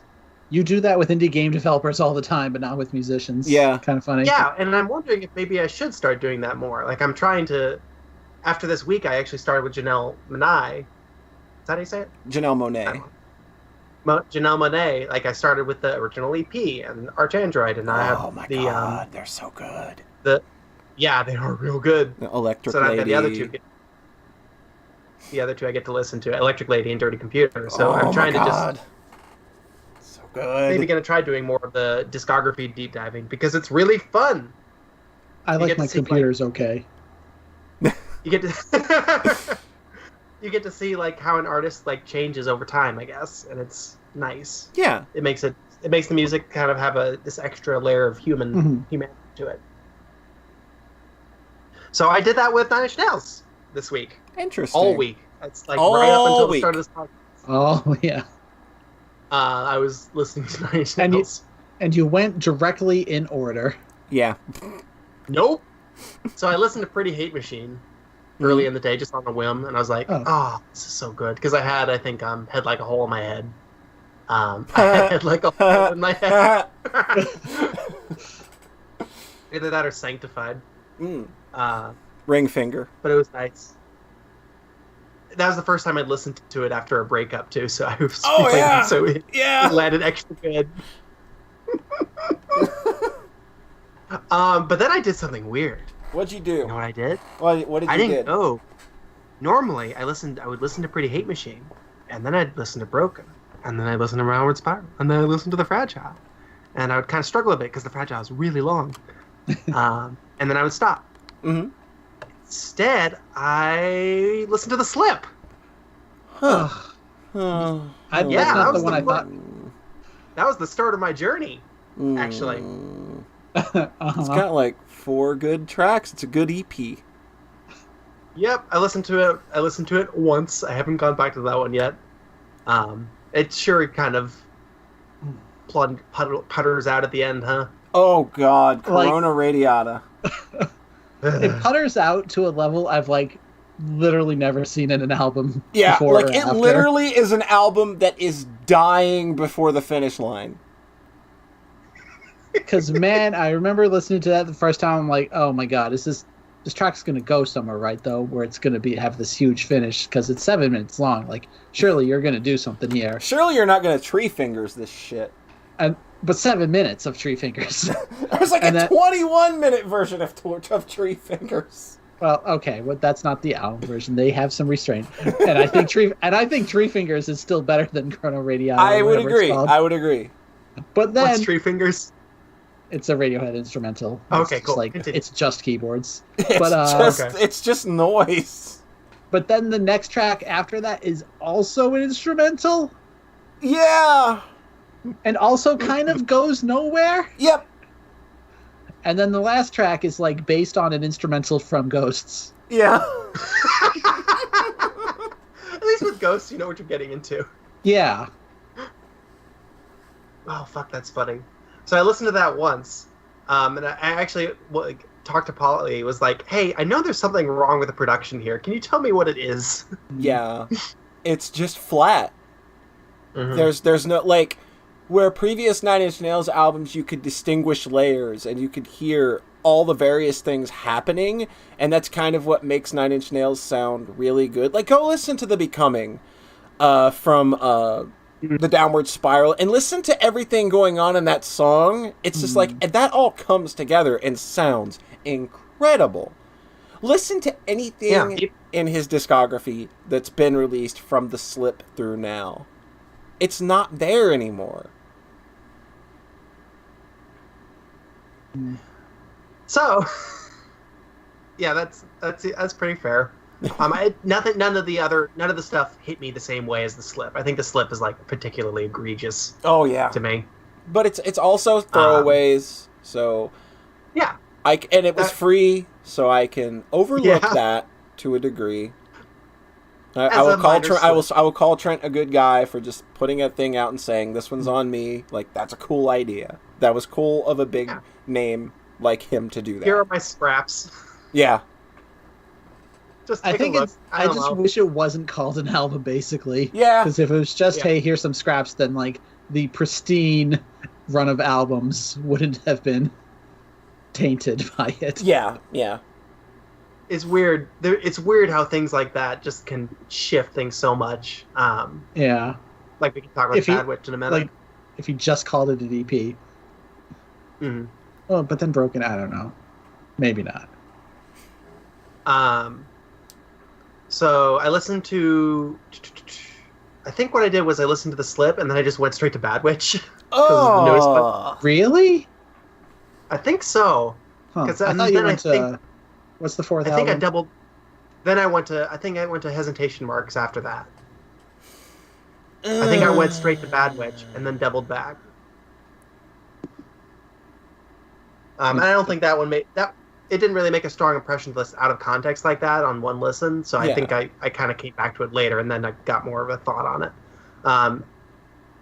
I listened to So then I listened to Hesitation Marks, which is the one that came after the Slip, like 5 years later, and that one really clicked with me. Like I've listened through it like 6 or 7 times, like 5 or 6 times. It really works for me. It's real dancey. Yeah, Yeah. Night here. Okay, here I sent this message to Taylor, and I think y'all will hear it, and then think, "Wow, I think John should write for a music crit magazine." Okay, let me hear it. He is just so eloquent and well spoken. All right, here's what I said. This is just nice. This is good, nice music, and I like it. Wait, not done. It's not punching me in the face with goodness. It's just confidently itself. And I enjoy that. And it's nice. This is just good, nice music, and I like it. I'm gonna get this boy on Pitchfork now. And that's literally it. Like, I've listened to it like 3 times after that, and it was just like, this is just good, nice music, and I like it. This is something I haven't done in years, and I laid down on my couch with my phone and just listened to the back half of that album, just chilling. Huh. I'm not gonna... Polly, your thoughts first, I guess. Okay. I gave... like, in running up to this, I listened to everything... from Hesitation Marks up through the string of EPs that he did 2 or 3 times, just to prepare myself for this. You just couldn't listen to the Slip again. No, I'm not doing that to myself. I can let Hesitation Marks go. That is not a fight that I'm gonna have. I won't have it. Like, it's just like, you know what? It's a good album that doesn't appeal to me. Okay. It's not what I want, and that's totally okay. I don't feel that it's manufactured or fake like a lot of people criticize the album for. I really genuinely feel like this is the music he wanted to make. It's very Trent Reznor. It's just not... It's not a thing for me, I don't feel like. But okay. It's okay. It's okay. It's definitely an okay album. That's my review. How about me writing for, like, Pitchfork now? There we go. Think I could do that?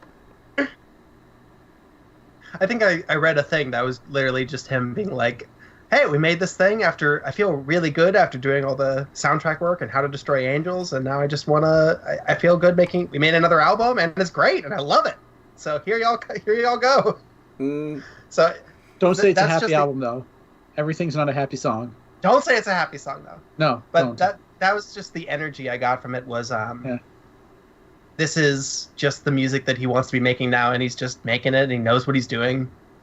And that it, I stopped this was about when I stopped thinking of like Reznor as like that, basically the god that made those albums that were really important to me. Yeah, and it started just as like, this is a dude who has been. Who's making music mood. For 20 or 30. Trent Reznor is a guy who's been through a lot. Like, if you know anything about the man, you know, he's gone through huge swaths of depression that kind of consumed that 90s material, on top of drug abuse, on top of alcoholism. The guy's been through some shit, And the place he is at right now isn't where he was, 20 years ago, producing those incredibly, like, dark, layered, and just completely weird albums that I want to hear. So, like, I can accept me that. too. I love them. So, yeah, it felt like he knows what he's doing. He's making the music he wants to make, and I was able to get into the headspace where it just clicked with me. It's interesting because it is like a 60-minute album, and all the songs are like 5 minutes. Oh, yeah, it's a bit much. And I feel that a lot of those songs could be too, like 1.5, 2 minutes shorter. Yeah, I think that's kind of fair, I think if it was that, then it would be one of my all-time faves, maybe. But I would definitely, I would enjoy it a lot more, because I think that a lot of those songs kind of just run on for the purpose of running on. Mm-hmm. Like, it doesn't feel bad, but, like, if it was just, like, an emotion style album of dancey Trent tunes that were just kind of succinct and together, I think that would be like, I'd love that as much as anything. I think that would be fabulous. Yeah. So as it is, I think it maybe having it be the same length as like fucking Year Zero, or some of those like really ambitious conceptual works, having something that this doesn't really, the thematic scale of it doesn't match the length scale of it. Yes, correct. Yeah. So I think that might be also what potentially puts folks off. Yeah. Because that's like a thing, is like the length, length of it, and whether it earns that length, and it may be mismatched a bit. Yeah, and like albums like Year Zero and With Teeth, kind of, they need that space to do what they're doing. But on the opposite side, you look at Broken, which is this very quick, succinct punch in the face. You know exactly what you're getting, start to finish. Like, that album is also thematically and musically what it should be. Yeah, exactly. So that's kind of... Yeah.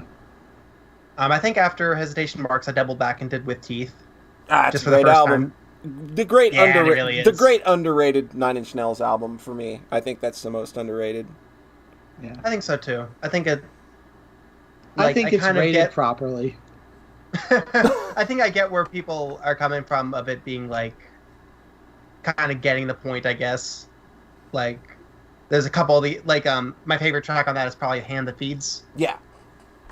And then the last minute of that, where he does just kind of say, "Will you bite the hand that feeds you? Will you stand down on your knees?" And he says that like over and over for like a minute. Yeah. Runs a bit much. Where it's starting to feel like there's a lot of parts where it's repeating the same idea over and over, especially like lyrically, and that can start to feel trite, a bit simplistic. Yeah. A little bit trite, like not really what you'd expect, and that's when it starts to feel like it's trying a bit hard, I think. Yeah. Not that I still really like it. Like, I remember I think Poncho was talking about specifically this. I remember it was the 6th one. It was one of the singles too. It's very important that I take the time to get the exact one here. This is just no, not only. It was it's not on my phone. Sorry. Was Polly searching for it there? No, she's talking to a mop. Okay, but he said that it started to feel like a parody of 90s Nine Inch Nails, and I didn't get that vibe. Like, still felt earnest, just that sense of it trying too hard. And then Year Zero, and then going to Year Zero after that, it's like, okay, now you're doing something kind of different. You don't have that. There's no sense of trying to capture... Yeah, he completely shed that 90s kind of industrial metal skin on Year Zero. Mm-hmm. Yeah, I didn't listen... Yeah, I didn't listen to that.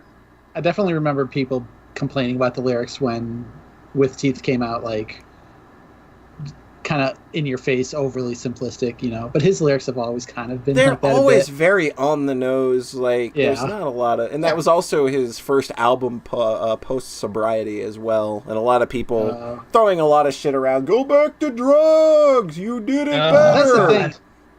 Is like if he tried to imitate like and make an album like Downward Spiral without like the heartache that came from being in that place, like that would be what's fake. That would be completely just trying fake. Yeah. It was Every Day is exactly the same. Was the one that. Oh yeah,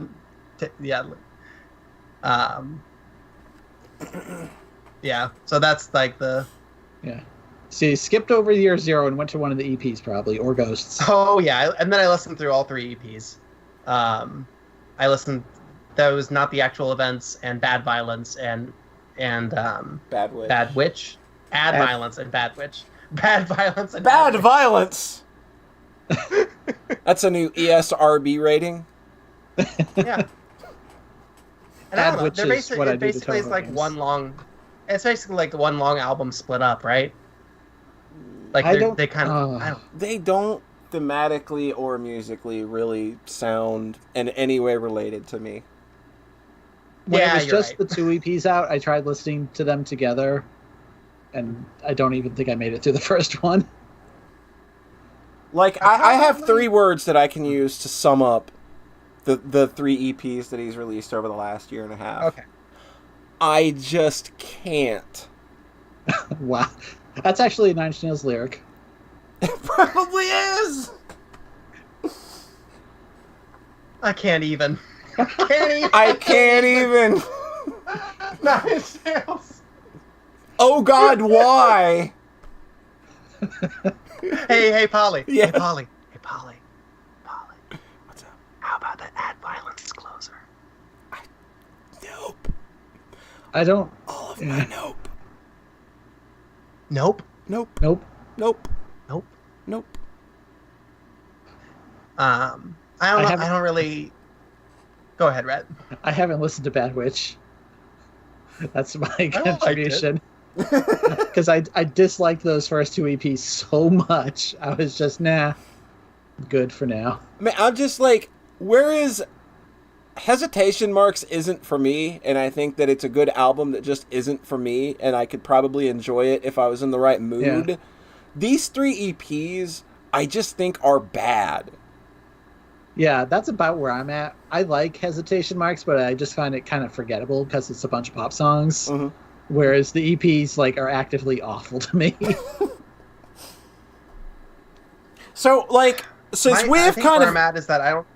We've kind of made our opinions on the 3 EPs and known, and this is kind of like where all of this... I kind of thought that this would be a fun discussion to bring this whole discography to light. It's like, what is it about these 3 EPs that grabs you? Because Red and I don't hear what you're hearing, and I would like to know what you're hearing and what your thoughts on that are. Well, that's the thing. It's kind of what I'm realizing is like the thing I came in with like a strong impression on was more Hesitation Marks. Like that's the one that I've kind of connected with the most, like as much as Year Zero, really. With the EPs, I've listened through them like 3 times, and I vibe with them. Like they are appealing to me, but they don't like have sort of a singularity of purpose of something of like Hesitation Marks, where it's like this is trying to be this specific thing, and it's succeeding in that. Mm-hmm. But yeah, you're right. I'm not really thinking of them in terms of like one big album. It's more like 3 kind of like just little things, I guess. 3 artistic expressions that likely are not related. Yeah, not really related. 3 like little ideas. So I'm not really like expecting... I don't really expect much from them when I turn them on. Mm-hmm. I like Less Than a lot. I think Add Violence would be my favorite if it weren't for the closer. Otherwise, it's probably Bad Witch because I really like those saxophones. Like, Bad Witch is definitely the one I see people kind of like grab onto the most. And of the three, it's probably the one that I would say is, at least it's not the most boring. There's that's my pitchfork.com review. But like, just taken as three separate pieces of work, like none of them land like at all. And that's another thing, is I may just be completely biased because I don't really get anything out of EPs. Like, I think that they're more often than not too short of an expression for me to really be able to grab onto something. Like, there was a rap album released earlier this year that was 7 tracks, 21 minutes long, and first listen was like, wow, that was really awesome. And like, I'm not going to remember that come the end of the year, because the impression that it left was kind of just one impression. And I don't want to sit there and listen to the same 20 minutes of music over and over and over. Like, I can't live in a span of 20 minutes. Yeah, that's a single Dream Theater song. Yeah. I would think say that for me, yeah, go ahead. EPs don't land for me, but we're also talking about Nine Inch Nails, which has Broken, which is like one of the greatest ever. So, yeah, and I think that is just because that album is very specifically one kind of vision. Like, it's not it's not an EP that's just 7 songs. It's made with a very specific purpose. And I remember reading a while back, this was an interview probably from the 90s or so, and he was asked, like, why wasn't Broken longer? And he said, because that's where the album needed to end. Like, he's just like, there's nothing more to be said here. What is said does need to be said, and adding more to that would just dilute it. It's like a punk album that's an hour long. Yeah. I mean, yeah, like that, the 30-minute album, the 20-minute thing, like, makes sense to me, just sort of on an aesthetic level. Just in all other media, it makes sense to me, like a short story or a short game, short film, like a 20-minute episode, like Little Witch Academia's Susie episode, as just like one 20-minute thing. Yeah. And being the best thing ever. Like one-shot OVAs, like Dead Leaves or shit like that. Also... There's this one OVA really good. It's called Little Witch Academia. Poncho mentions Alice in Chains' Jar of Flies, which is an incredible EP as well. It's an acoustic EP. It's one of the best ever recorded. Yeah, and one I just listened through twice in the last couple hours was Metropolis, The Chase. Yes, another good. Yes. Like, I like that more than Arch Android, I think, honestly. I think that's a fair... I think that's fair. Yeah. Arch Android can be a little overbloated for me sometimes. Yeah, because, it is long. I listened to that in like 2 sittings. So I was like, yeah, this is good. And then I listened to the EP right after, and I was like, oh, man, okay, I get it. Yeah, this just smacks you right in the face. Yeah, so EPs can be like a smack in the face, and the new Nine Inch Nails ones are not smacks in the face. No. Like, they don't feel like a bunch of ideas like smushed down into a really tight package. It feels like a small idea just expressed nicely to me. Yeah, and I think that Listening Garden has a really great point about Bad Witch, and how it's distinctly a farewell to Bowie. It's got a lot of Outside and Black Star vibes from it, and I totally hear that in that specific EP. Yeah, when I listened to the single that was posted before the album, I was like, oh, I know what you listened to before making this. Yeah, and Trent Reznor had a very, very close relationship with David Bowie, so really? It's really understandable as to why, you know, like, that would kind of be the motivating factor. Yeah. I listened through the Add Violence closer like 3 times, just like in each listen. I don't know how or why. Is it good or bad? I don't even remember. Oh, okay. He just repeats like this 1-2 measure sequence like 50 times. Oh, right. While it's slowly, while it like decays just a little bit each time. Yeah. Like, that's the Add Violence closer. It goes on, so it's a 12-minute track. Yeah. And 8 minutes of it just decay. So that was like the one thing in all of this that I listened to, and I was like, okay, yeah, I can see why Polly would not care for that. At least it's the last track, as opposed to that song on the slip that just is in the middle. Yeah. But even then, like with that one, I kind of like, this is excessive, dumb and bad, but in a way I really understand. I guess, just like, you know, as hypothetically someone that put a really giant fucking maze in the middle of their game. I love it when people do that. Just as like, when an idea that's obviously dumb and bad just hooks its teeth into you, and you're just like, well, I have to do this. Yeah. And so maybe I should do this. Maybe I should do this, record it, and then not put it on an album.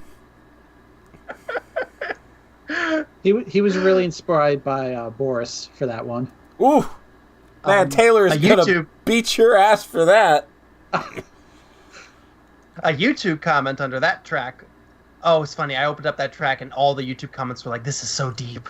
Oh, get the fuck out of my face! You're all being sarcastic on the internet, and I know it. I see through you, internet. Well, someone pointed out that it apparently repeated 52 times, which was like his age. Oh, jeez. Oh, yeah. Oh, shit. If you stretch it out so that each one takes a week. Okay, that's good.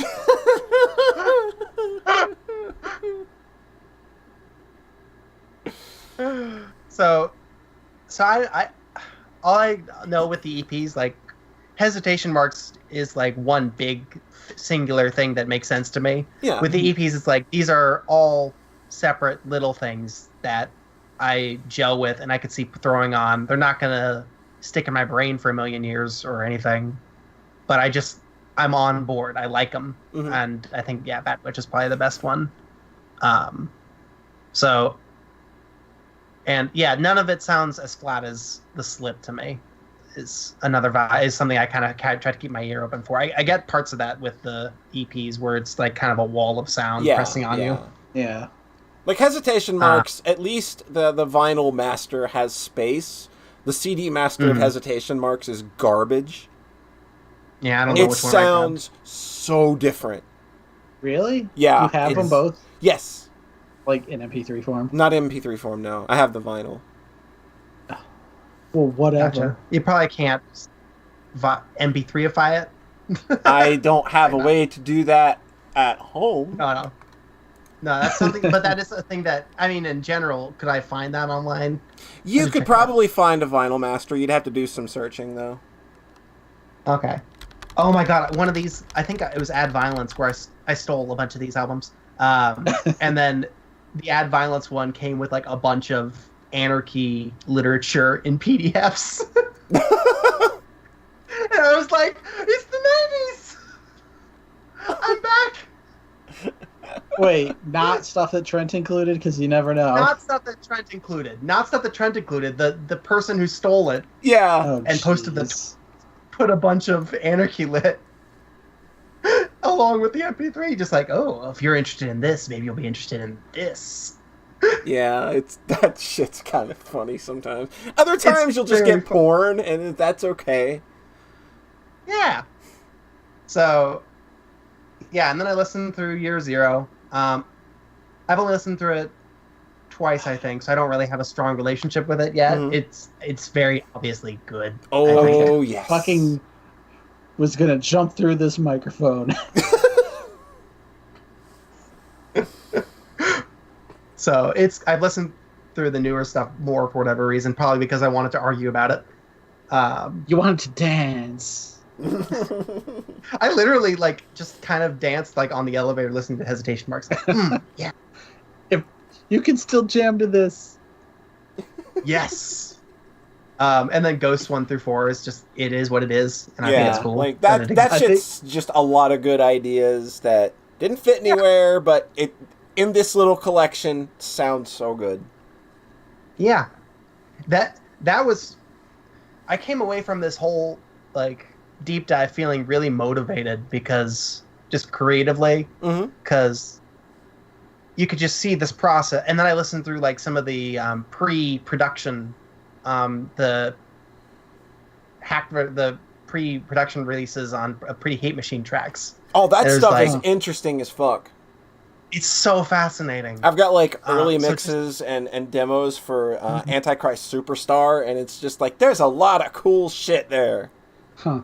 Yeah, or it's not even like worse. It'll just be different and Yeah, obviously like less expensive, which Yeah. means that it's closer to something I could potentially make. Yeah, it's like listening to early demos of stuff that you like can be a real interesting experience. I don't think I'd ever done that before, really. So that made me real happy.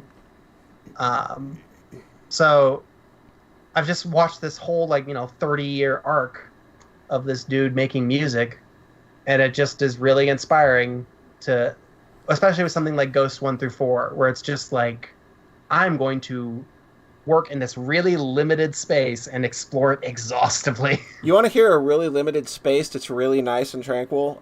He released another EP called Still. It's just him and a piano redoing other songs just in that style, cool. And it's all one take. Like, there weren't like retakes or anything. It's just him in a room with a piano do the songs. And it's like shit. I think it's an EP. I don't think it's a full album, but it's really, really, really good. Huh? I've never heard of that. Good shit. Cool. I'll take a look at that too. Definitely. There's so much good stuff here.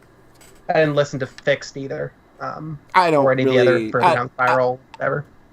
I don't really care about Fixed, honestly. Like, I never really got into any of the remix albums, like Further Down the Spiral, things like that. Remixes aren't my thing. Yeah, I've never heard those or Year Zero remixed. I was just like, eh. There was that website for a while where fans could post remix and like download the stems. There was some stuff on there I liked. It's back when Trent was really, really cool about this shit, and now he's kind of like a bitter old man. Really? Yeah, he's not quite as cool these days. I remember when like you could like add ghosts to your YouTube video for free. Like all those songs are on. They might still be, but like no one seems to probably care anymore. But it's just funny that he put like all that material up on YouTube is just like, oh, if your video gets taken down for copyright, you can just add a song from Ghosts on top of it. It's just kind of funny. Okay, Guardian of the Dead says it's only Ghosts 1 now. Yeah. Okay. Yeah, Trent leaked Year Zero on USB sticks in bathrooms at shows. Yep. Yeah, I'll just stick a USB from the bathroom into my computer. Sure. And Taylor's also right that Trent works for Apple now, so there's that to keep in mind. And he's also he works at Apple and he's signed by Columbia, so he's Mr. Corporate now. Yeah, I mean he went on to his own label after Year Zero, and the first thing he did was make a double instrumental album. and he released, and then released the next one for free. And released Saul Williams' The Inevitable Rise and Liberation of Niggy Tardust. That album's good as fuck. Yes, it is. It's like, you want a rap album produced by Nine Inch Nails? Here you go. That's exactly what you get. I sure do. You get an incredible poet on top of all of that. Yep. So I haven't listened to the How to Destroy Angels stuff either. I don't know much about it, but apparently he does that with his wife. Like, that's really cool. Yeah. Like, I feel crummy just saying his wife, like, she has a name and a career and all that. But, you can Google that. And, like, that's really cool. Like, he's just obviously in a better place and obviously more corporate and all that. But, like, I'm totally fine with wherever Trent Reznor wants to be personally. Yeah. It's just, his music kind of, like, it doesn't do for me what it used to. It's not the same. And, like, I have things that are very adjacent to what, I enjoy of his work now that give me that same kind of visceral, raw feeling that, like, I can just... Yeah. Yeah. I feel that. That was cool. That was also nice listening to Janelle Monáe. Just like, okay, this is a little bit more contemporary and vibrant as opposed to somebody who's been around for 30 years. Yeah. So the expectations shift, I think. Like, that's kind of what it was with me with the EPs, where I was just like not expecting something. I don't know how to put it exactly, but so I think it's when you go like 5 years between albums and you build up the next one in your head, and then it comes out and you don't really like it. Yeah, that's just always a bummer. Because when you can deep dive through everything in like a week, literally, like, yeah, there's less expectations. Everything since With Teeth. Yeah. Yeah.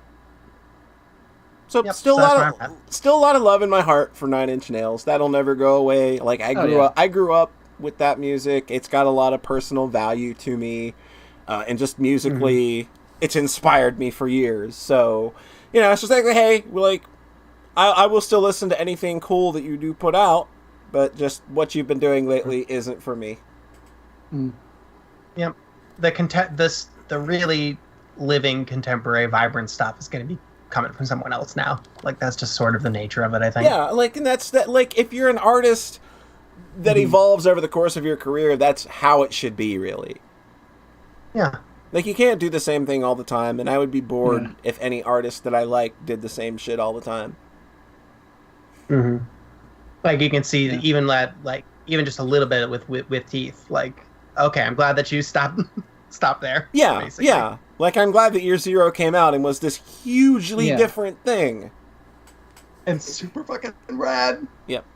Year Zero was so, like, it's almost, like, more relevant now than when it came out, God. though. Yeah, like, thematically. The Capital G is fucking crazy. Like, it has aged so well. Yeah, like, the themes of that album. The politics there were so on point. Holy shit. Yeah. Like, it just transfers right over. Yeah. Oh my god, there go fireworks again. Yay. Seriously? Hold on. Wow, I heard it. Fucking hell. It's just every weekend now. Yeah. Sunday. It's not even Saturday. It's Sunday. They're just going. Oh my god. Just go. Let it go. Let it rock. Pussies. I bet you don't have more. Oh god, what if it was somebody just shooting a gun? Oh. Boy, I'm in trouble, huh?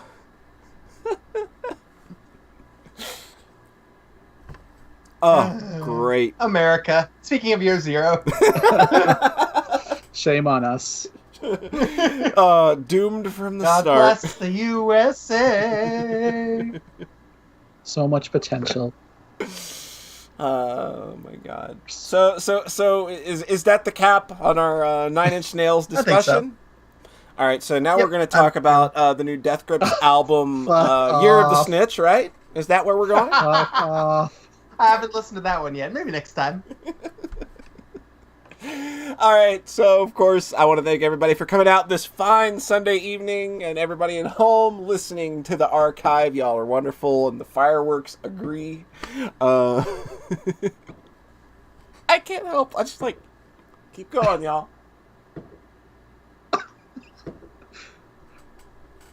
I hope it's not. I guess I have an announcement. I don't think it's a gun. Oh yeah, John had. Okay, so let's wrap up. Okay. Yeah. So, thank y'all. Yes? Was there something else you wanted to hit? Mare Queen Mandig? Mandig, I think. Is yes, Mare Queen Mandig. Yes.